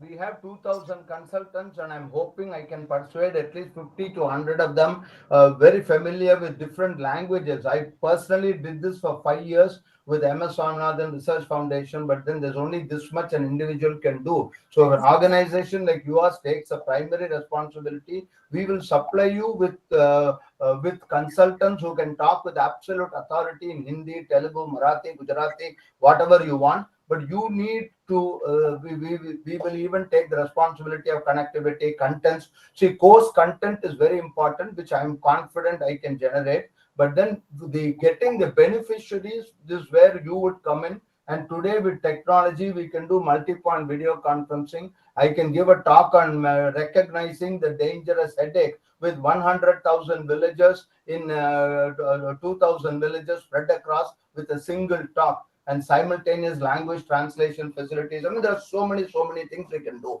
So promoting health literacy, patient empowerment. There is enough scientific data, particularly from the NHS UK, which shows that 60% of strokes, myocardial infarction, diabetes, hypertension, etc., etc., etc., etc., could have been reduced or prevented if only we are not promoting health literacy. While government of India is doing everything to make people literate, health literacy is something different. And let me be honest, all of us want to do something, give back to society what we got from. But I am not Mahatma Gandhi. I am not prepared to go and live in the villages. On the other hand, every one of us are more than happy to spend 1 or 2 hours voluntarily as our contribution per week. We're sitting in the comfort of my house. I can talk to 1,000 people on different things. There'll be no charges. We'll do this pro bono. This is our contribution to society. But then we need somebody to arrange everything. So I make an offer here that we will get you consultants to talk in the local languages. So 100% scientifically valid data with PowerPoint presentations, all that. We will require some small funding, which an organization like yours should not find it difficult to do it. It will be done by you with the Apollo Telemedicine Foundation assisting you. So you are the primary driver, you are the owner of the project. Yes, sir. Thanks a lot, sir. I think we'll be in touch on that. I think Okay. that's Thank you so thank you much. so much. thank you so much, sir. We'll definitely talk about it and take it forward. I had a hand raised earlier from Neeraj. Please unmute yourself and Yes, good morning, everyone. I'm Dr. Neeraj from the state of Assam. Yeah, I was working like from the last like 4 years in the rural sector as a medical officer. Then now I'm presently from the last 1.5 years, I'm exclusively engaged with tele consultation only from our state hub. So I will just like to share my whatever I have observed during this tele consultation.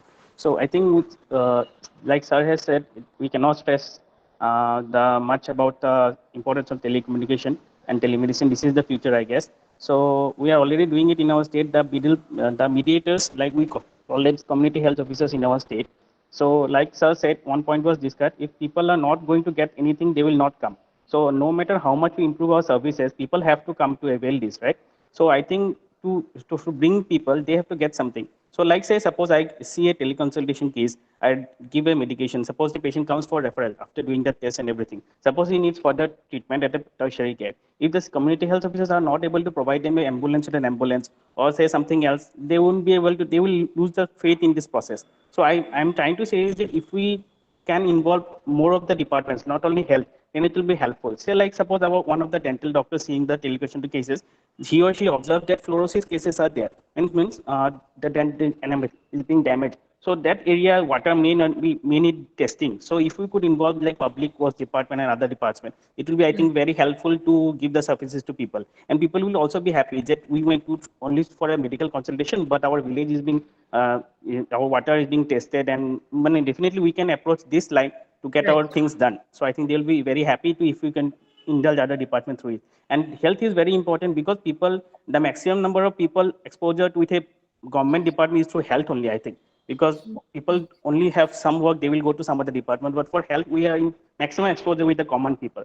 So I think this initiative, whatever we are doing, is very nice because health is very important in getting close to the people. We are the closest to the people, I guess. So this is my humble opinion.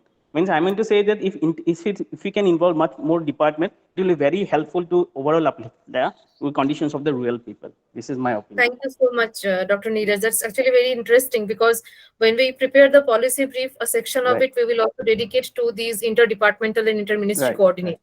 So at Right. that time, I would really like to send you the draft if you want to have a look at it and give your Yeah, comments sure, to that. sure. Yeah. Okay. Okay. Sure. Thank you. Sure. Thank you. Uh, is there anyone else who wants to give their input on how to take telemedicine forward or their experience of telemedicine in their area or what are the challenges they have seen?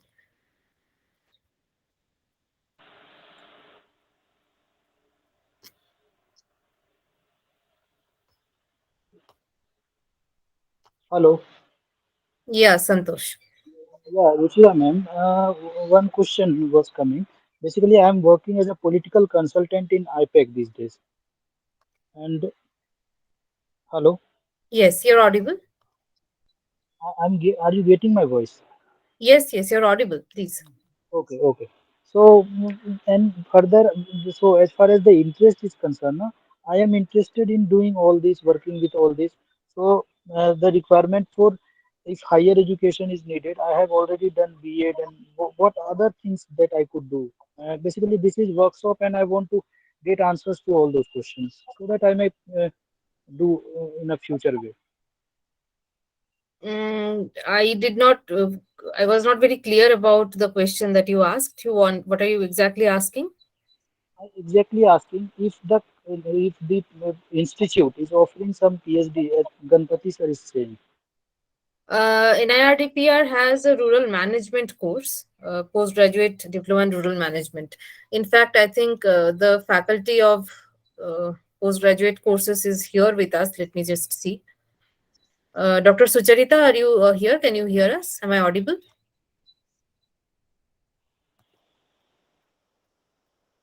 I don't think. Just give me one moment, Santosh.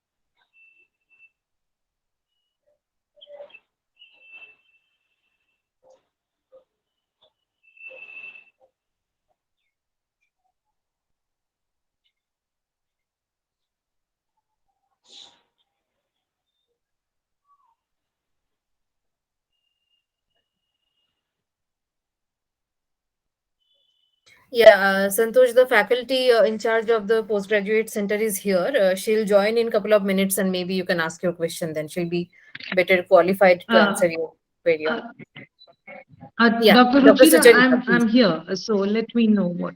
Yeah. Yeah.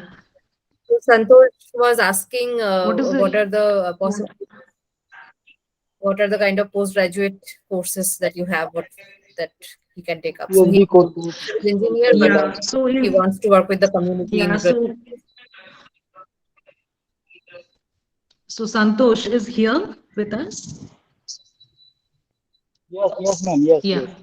So basically, I have yeah. done So we engineering, have. and Huh, after that, I have huh, huh, huh. done B.Ed, Bachelor in Education also. So I want to further into the Okay. telemedicine sector and want to exactly be a entrepreneur in this area. I have already been working as a political consultant in this place. Okay. Great.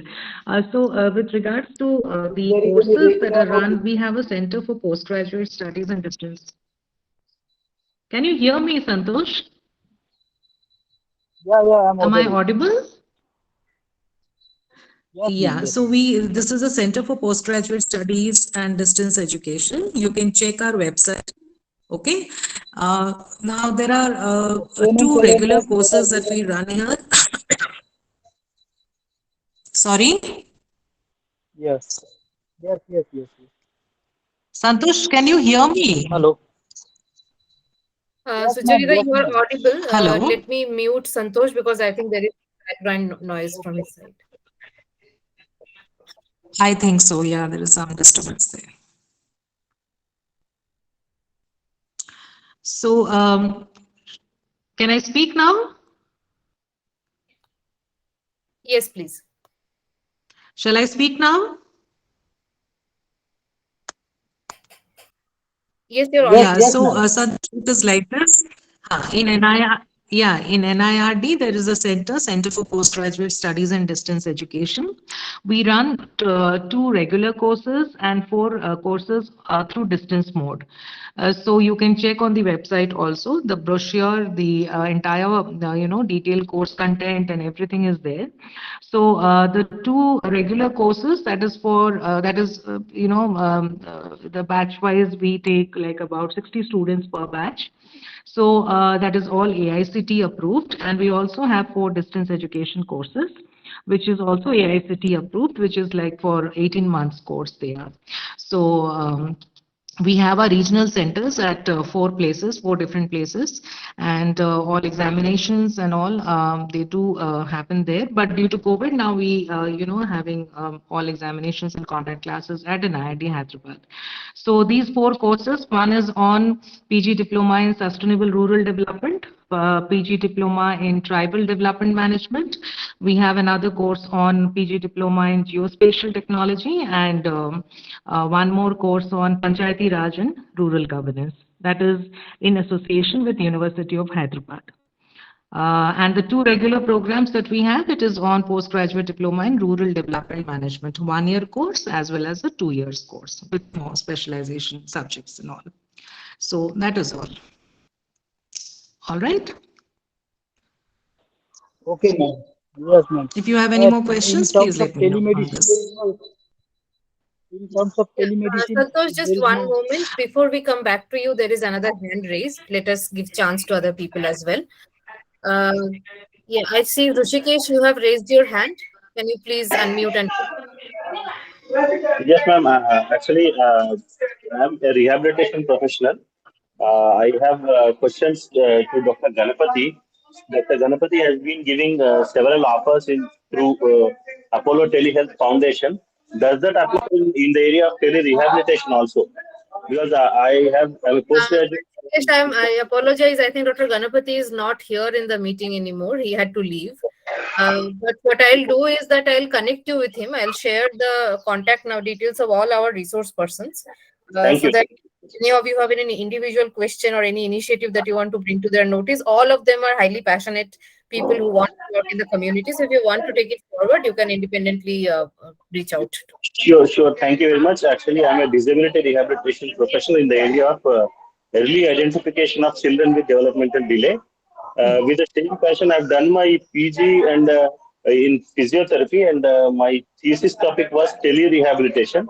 I have identified 40 children with cerebral palsy, and have successfully implemented this tele-rehabilitation. It was found to be successful. So I wanted to start such services in rural parts of Telangana area. Right. Otherwise, I'm an employee of an autonomous body under Ministry of Social Justice and Empowerment, Government of India. So I wanted to start some services to children with disabilities, because what we see, we identify these children, but the follow-up doesn't happen because those people don't come back. The treatment procedure is very delayed. So this tele-rehabilitation would be very helpful for them. It has proven successful. So any help in this regard, I will be very happy. Thankful. Dr. Ruchira? Rishikesh, I think once we start the working on the policy brief, we will reach out to some of you and take your inputs as well, because I think it will be very interesting to have inputs from different states and people who has actual successful cases to present in the field. Dr. Saktivel, over to you, please. Yeah, Dr. Ruchira, I think now you can, I think there are doctors you can go by name and ask their inputs if at all they want to supplement some of the things that they would like to do. Yes, sir. I And mean, we actually, it's an open don't call. want to I miss don't want their, to yeah, be like we don't role want to model. miss any valuable suggestion, because they must be also engaged in certain activities, and they have not been speaking. I would request you to go by Yes, names, sir. and maybe you can do. Dr. Lal is there, Dr. Yes, Goyal yes. is Dr. there. Amia Kumar is also there. Yeah, So maybe you can take. most of our participants are health officers and medical officers and Yeah, are maybe health maybe doctors. their valuable inputs will be very valuable for us to Yeah. uh, take it forward. I think please do that. Yeah. Right. So, as sir is saying that can we invite the doctors who are present here to kind of submit their inputs to the topic of the workshop, because we are really serious about the policy brief and we want to take experiences and insights from people who are actually in the practice. So, if we can invite you one by one and you can give us your inputs, and I I don't want to go by any kind of, I don't know, pattern. I mean, I just want to give an open call. Just raise your hand and unmute and speak uh, whatever insights you have to this.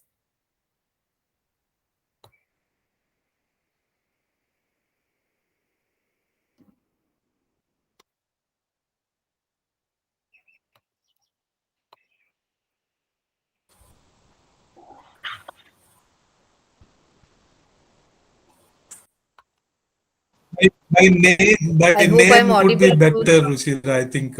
I mean, you can just ask them their feedback and what they feel would be good enough. At least some pointers that we should Right. consider. By name, I think you may make them cajole them to speak. I think that's better. Yeah. Okay, so can we start with Akanksha Sharma then? Because I'll just go one by one. Akanksha, can you please unmute and give us share your inputs on the topic of the workshop, please? Hello. Actually, I'm not very educated about this, so I wanted to know about it. That's why I joined this session. Uh, but I really want to explore in this field. That's what I have to say. Okay, thank you, Akanksha. No problem. I hope that it was helpful. Yes, it was Can we very. move on to Dr. Amir Kumar? Can we move on to Dr. Amir Kumar, please? Yes, ma'am. It's very interesting. I have been working at NHM teleconsultation service from Assam, and what I have realized over the time is that we have to design something differently, because uh, first thing is the faith or the belief, because actually what is sitting in front of our camera or in on video consultation, we have to believe him 100%, because he might not be the actual patient. And if somebody says that he is suffering from dyspnea, we have to assess it through proper video consultation. So may I request our dignitaries or some academicians to design something differently, so that we can assess properly through video consultation. Because if someone is saying that he is feeling some breathing problem, we have through video consultation, it may not be always possible to assess everything. What we have learned in our medical colleges is that we can touch and we can feel the patient, because we can touch them, we can assess them in front of us. But in teleconsultation, what is happening is everything through video consultation. So I really feel that we need something different to different courses actually to proper treatment, actually proper treatment. Thank you. Right. It's noted. Very well noted, Amirji. We are moving on to Brinda Devi. Ma'am, kindly unmute yourself. Brinda Devi.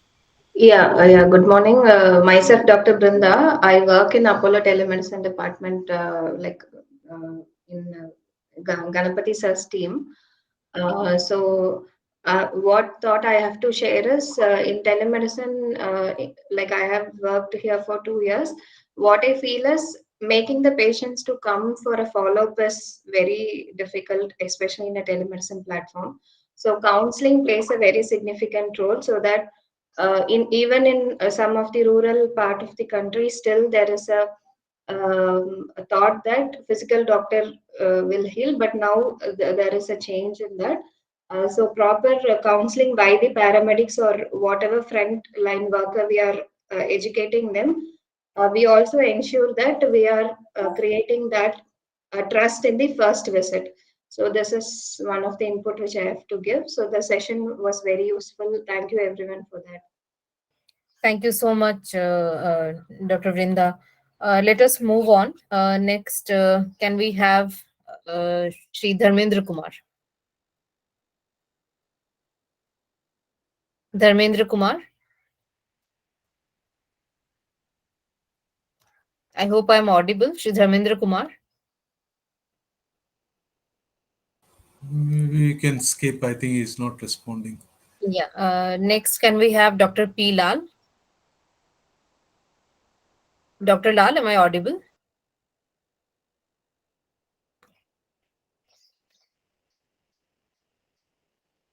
Dr. V.K. Goel?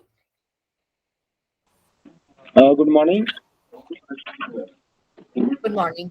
Uh, I'm a state program of HWC, and I'm looking after the telemedicine also from the state. The session was so informative and interactive.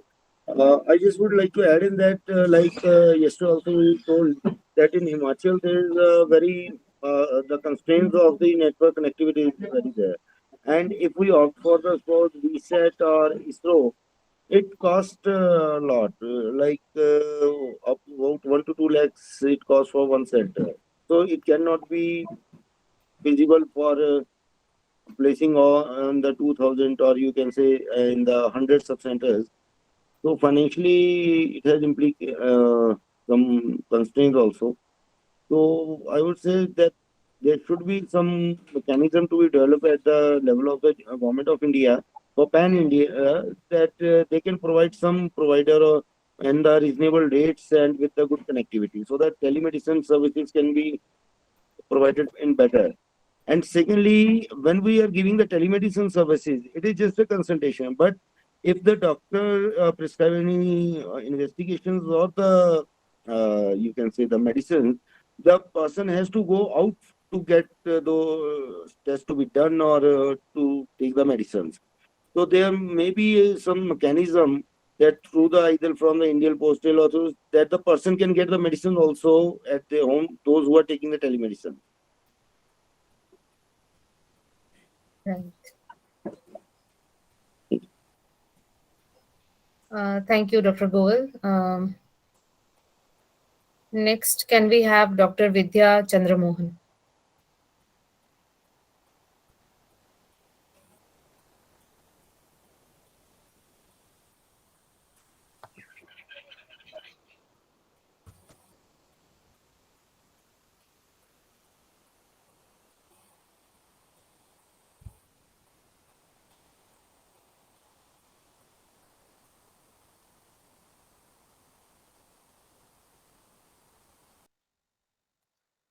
Dr. Vidya Chandramohan? Can we have Dr. Jabarithina? Dr. Jabarithina? Doctor, yeah. Ma'am, I'm really sorry. Due to external thing, I couldn't, for a few minutes, I couldn't able to contact. May I know what purpose, ma'am? You call me? We are taking inputs and insights from our participants and existing doctors here. So we would like to really know what you feel, that how we can take telemedicine forward and what are the kind of challenges you think that can come. And if there are any other feedback to our program also, you can note it down at this point. Ma'am, it's really very nice, ma'am. Thank you so much. the speakers you identified and you help us to understand so many things is really wonderful. Actually, we would like to know. I received one link, ma'am. In that link, they said about the training program. Actually, online, your nomination has been approved for detail of training program. Something I couldn't understand. What is that? What is going to happen? That part I don't understand. I would like to clarify. We will explain. We will explain in some time. Let us conclude our discussion session, and then we will explain regarding the feedback, etc. Moving on to Dr. Raghunath Saini. Yes, madam. This session is very nice, but I think there is a need to include some Harman medicine, which is really rural based, that should be included in the telemedicine. Right. What do you mean by herbal medicine? Like, what is there any particular thing that you can some example? Herbal medicine like this, the Arjun chal is very important for the heart cases. I mean, So is it procurable, Dr. Saini? Like, can we buy it somewhere, or is it like you have to collect? And what it is is this? available in the rural areas. Madam. There are some trees, Arjun trees are available in the rural areas. Madam. So we can use herbal trees, herbal medicine for the heart cases also. Hmm. Hmm. Hmm. Okay, we'll come back to you on that. I mean, I need to learn more, like how to kind of procure and. Yeah. Madam. Then, Dr. Rushikesh, can we have your input, please? Thank you very much for giving the opportunity. Sorry for gate crashing with tele-rehabilitation always in your telemedicine program. I thank you very much for this today's program which you have conducted. It has opened a very lot of opportunities for me, who is completely ignorant with the already running field. Uh, Thank you very much. And I also had opportunity to listen to the stalwarts in the industry, and each one have given even they have shared the ways how we can go forward for a new person to start with this kind of services. Thank you very much. I look forward to attend similar programs in future. Thank you so much, Rishikesh. Next, Jayant Khanna.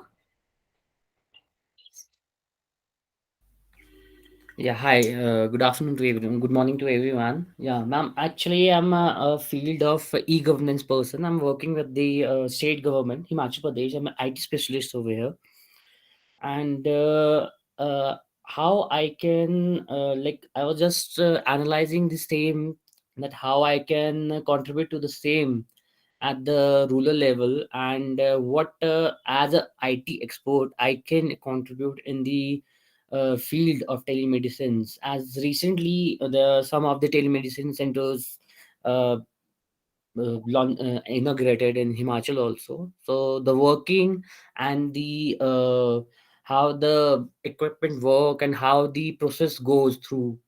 So it was cleared very clearly. It was explained very clearly by the mentor, and hope it will be a work for the next few years in the Himachal also.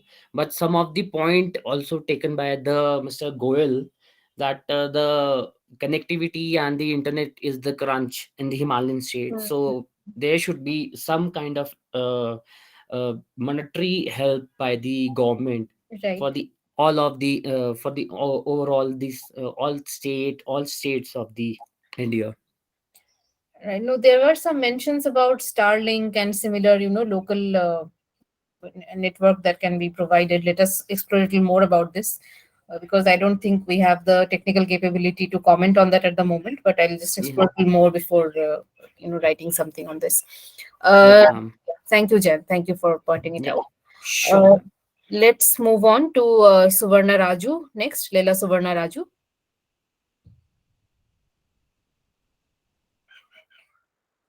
I hope I'm audible. Leila Suvarna Raju.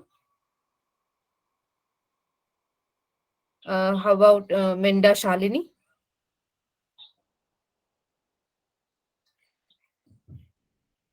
I think there is a network problem. Murali Krishna Voleti. I apologize if I am not pronouncing your names correct. I hope you understand. Murali Krishna Voleti,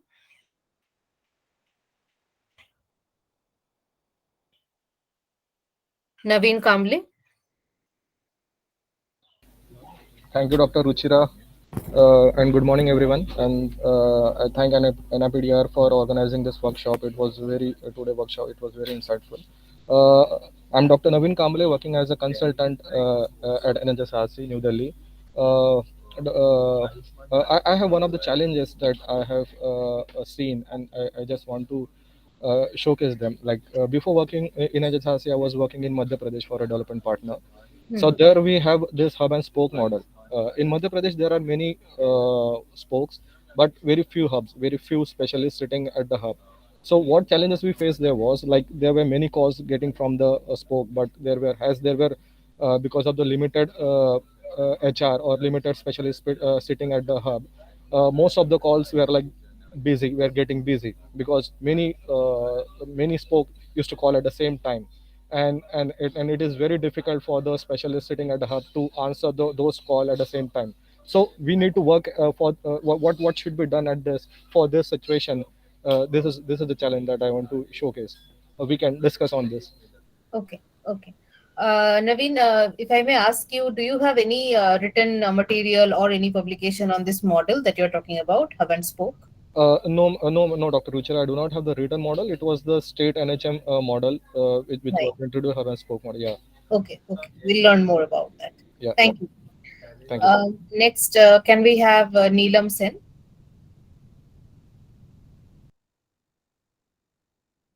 Neelam Sen,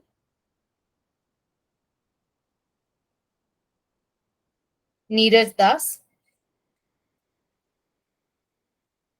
Neeraj Das. Yeah, hello. Yeah, hello. You're audible, Neeraj. Please. Yes, I already shared my point that regarding that if we could Right, you started entangle. yeah, we started the discussion with your point. Is there Right, anything else you right. would like to add? No, not much. Thank you. Okay, thank you so much. Next, can we have Priya? Priya M.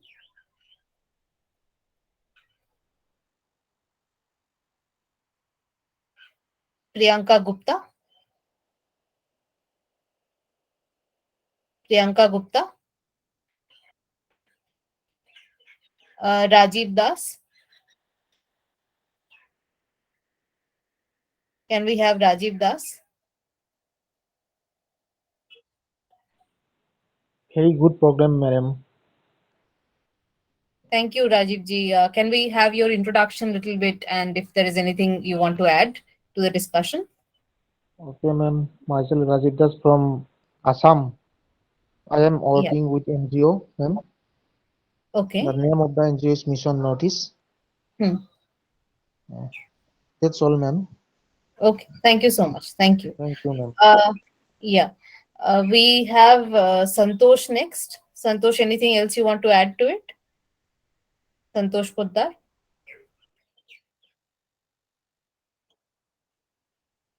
There is one participant who has joined without the name. So I don't know who the person is. If you can unmute telemedicine consultant, I can see. Yeah. Please introduce yourself and Yeah, good morning, ma'am. This is Prashika from Maharashtra NHM. Me and my team has attended these sessions from yesterday, and ma'am, all participants and the trainers, it means who has taken the workshop, the subject was very nice, and it is very helpful to us to it means do a proper teleconsultations in Maharashtra. We are using e-Sanjeevani application from last 2 years, and before that we used prognosis application. In 2005 and 7, the ISRO has started the telemedicine. ISRO has supported us to start the telemedicine in Maharashtra. And now we worked on hub and spoke model as per guidelines of NOHFW. Thank you. thank you so much, Prashika ji. Thank you so much for joining, and I hope this was useful to you. Yes, ma'am. Yes, ma'am. Going forward, also, we will be able to coordinate and collaborate with you for more work. Yes, ma'am. Thank you. Next, we have Yadagiri K. Yadagiri ji, can you please unmute and talk? Can we have Yadagiri K?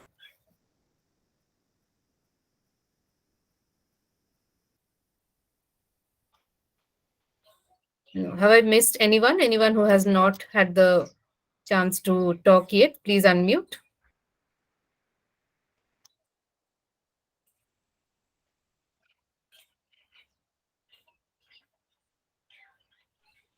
Ruchira ma'am. Yeah, Santosh, please. Okay. Because I wanted to know, see, I have seen gone through the distance education web. I'm sorry. Can you repeat the question? I have gone through the website of this institute and seen that distance learning courses are available.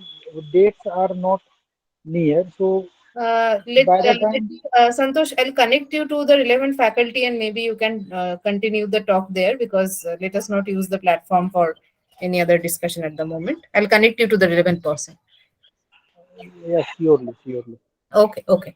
So if there are no other inputs from you, let us also close the discussion session here. Dr. Saktivel, do you have anything to add to it, and then we can close the session maybe? I think nothing specific, Ruchira. I think you can wind up now. Yeah, yeah. We will communicate with them whatever materials you have, PPTs that you would like to share, Right. and then maybe in the future, whatever we are planning in this line, we can communicate to them. Yeah. Right. Yeah. So, yeah. So, thank you very much. Thank you everyone for joining the session and staying with us today and engaging with our, our distinguished panelists and speakers. Before we wind up this program, my request is that, of course, based on your inputs, integrating what our panelists and our speakers have shared with us, we are going to bring out the policy brief and we are going to share it with our ministry. And I hope that when we bring out the roadmap to take telemedicine forward, we will be having a collaboration at the states and at the grassroots as well. So please do keep in touch. And if you change your contact numbers, if you change your email IDs, do let us know. You know our email IDs already. So please drop a mail saying that my contact number has changed so that we can also keep in touch with you in the future as well. And our WhatsApp group, of course, will be here active. At least for the next 6 months, we keep the WhatsApp groups active, and we will be sharing any relevant materials or any plan that we have with you, so you can, be on board on that as well.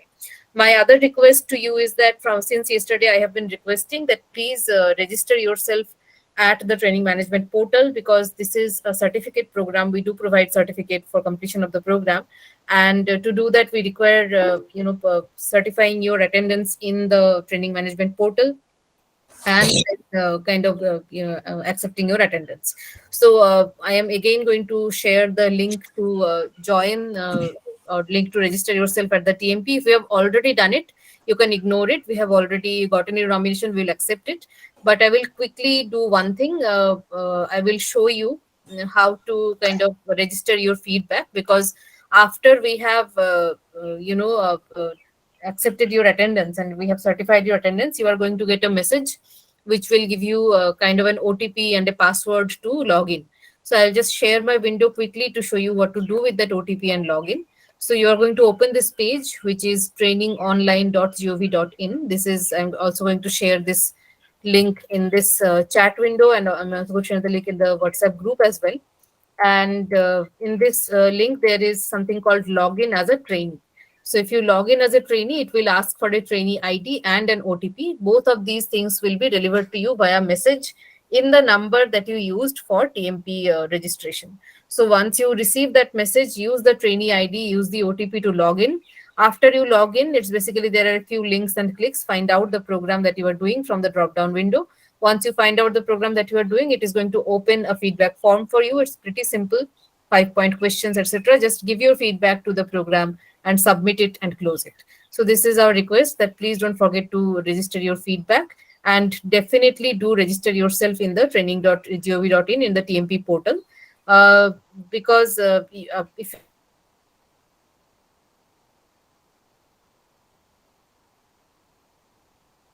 you're at our WhatsApp group is of course active, it will stay active for several months going forward. So if there are any doubts, anything else that you want to collect from us or connect with someone, feel free to use the WhatsApp group to let us know, and we're going to take that forward. So thank you very much. Thank you for joining us. Let us conclude the program today. We started a little early, so we are also ending a little early.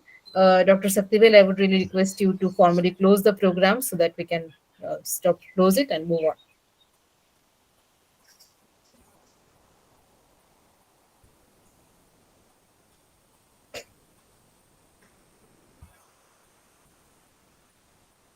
Dr. Saktivel, am I audible?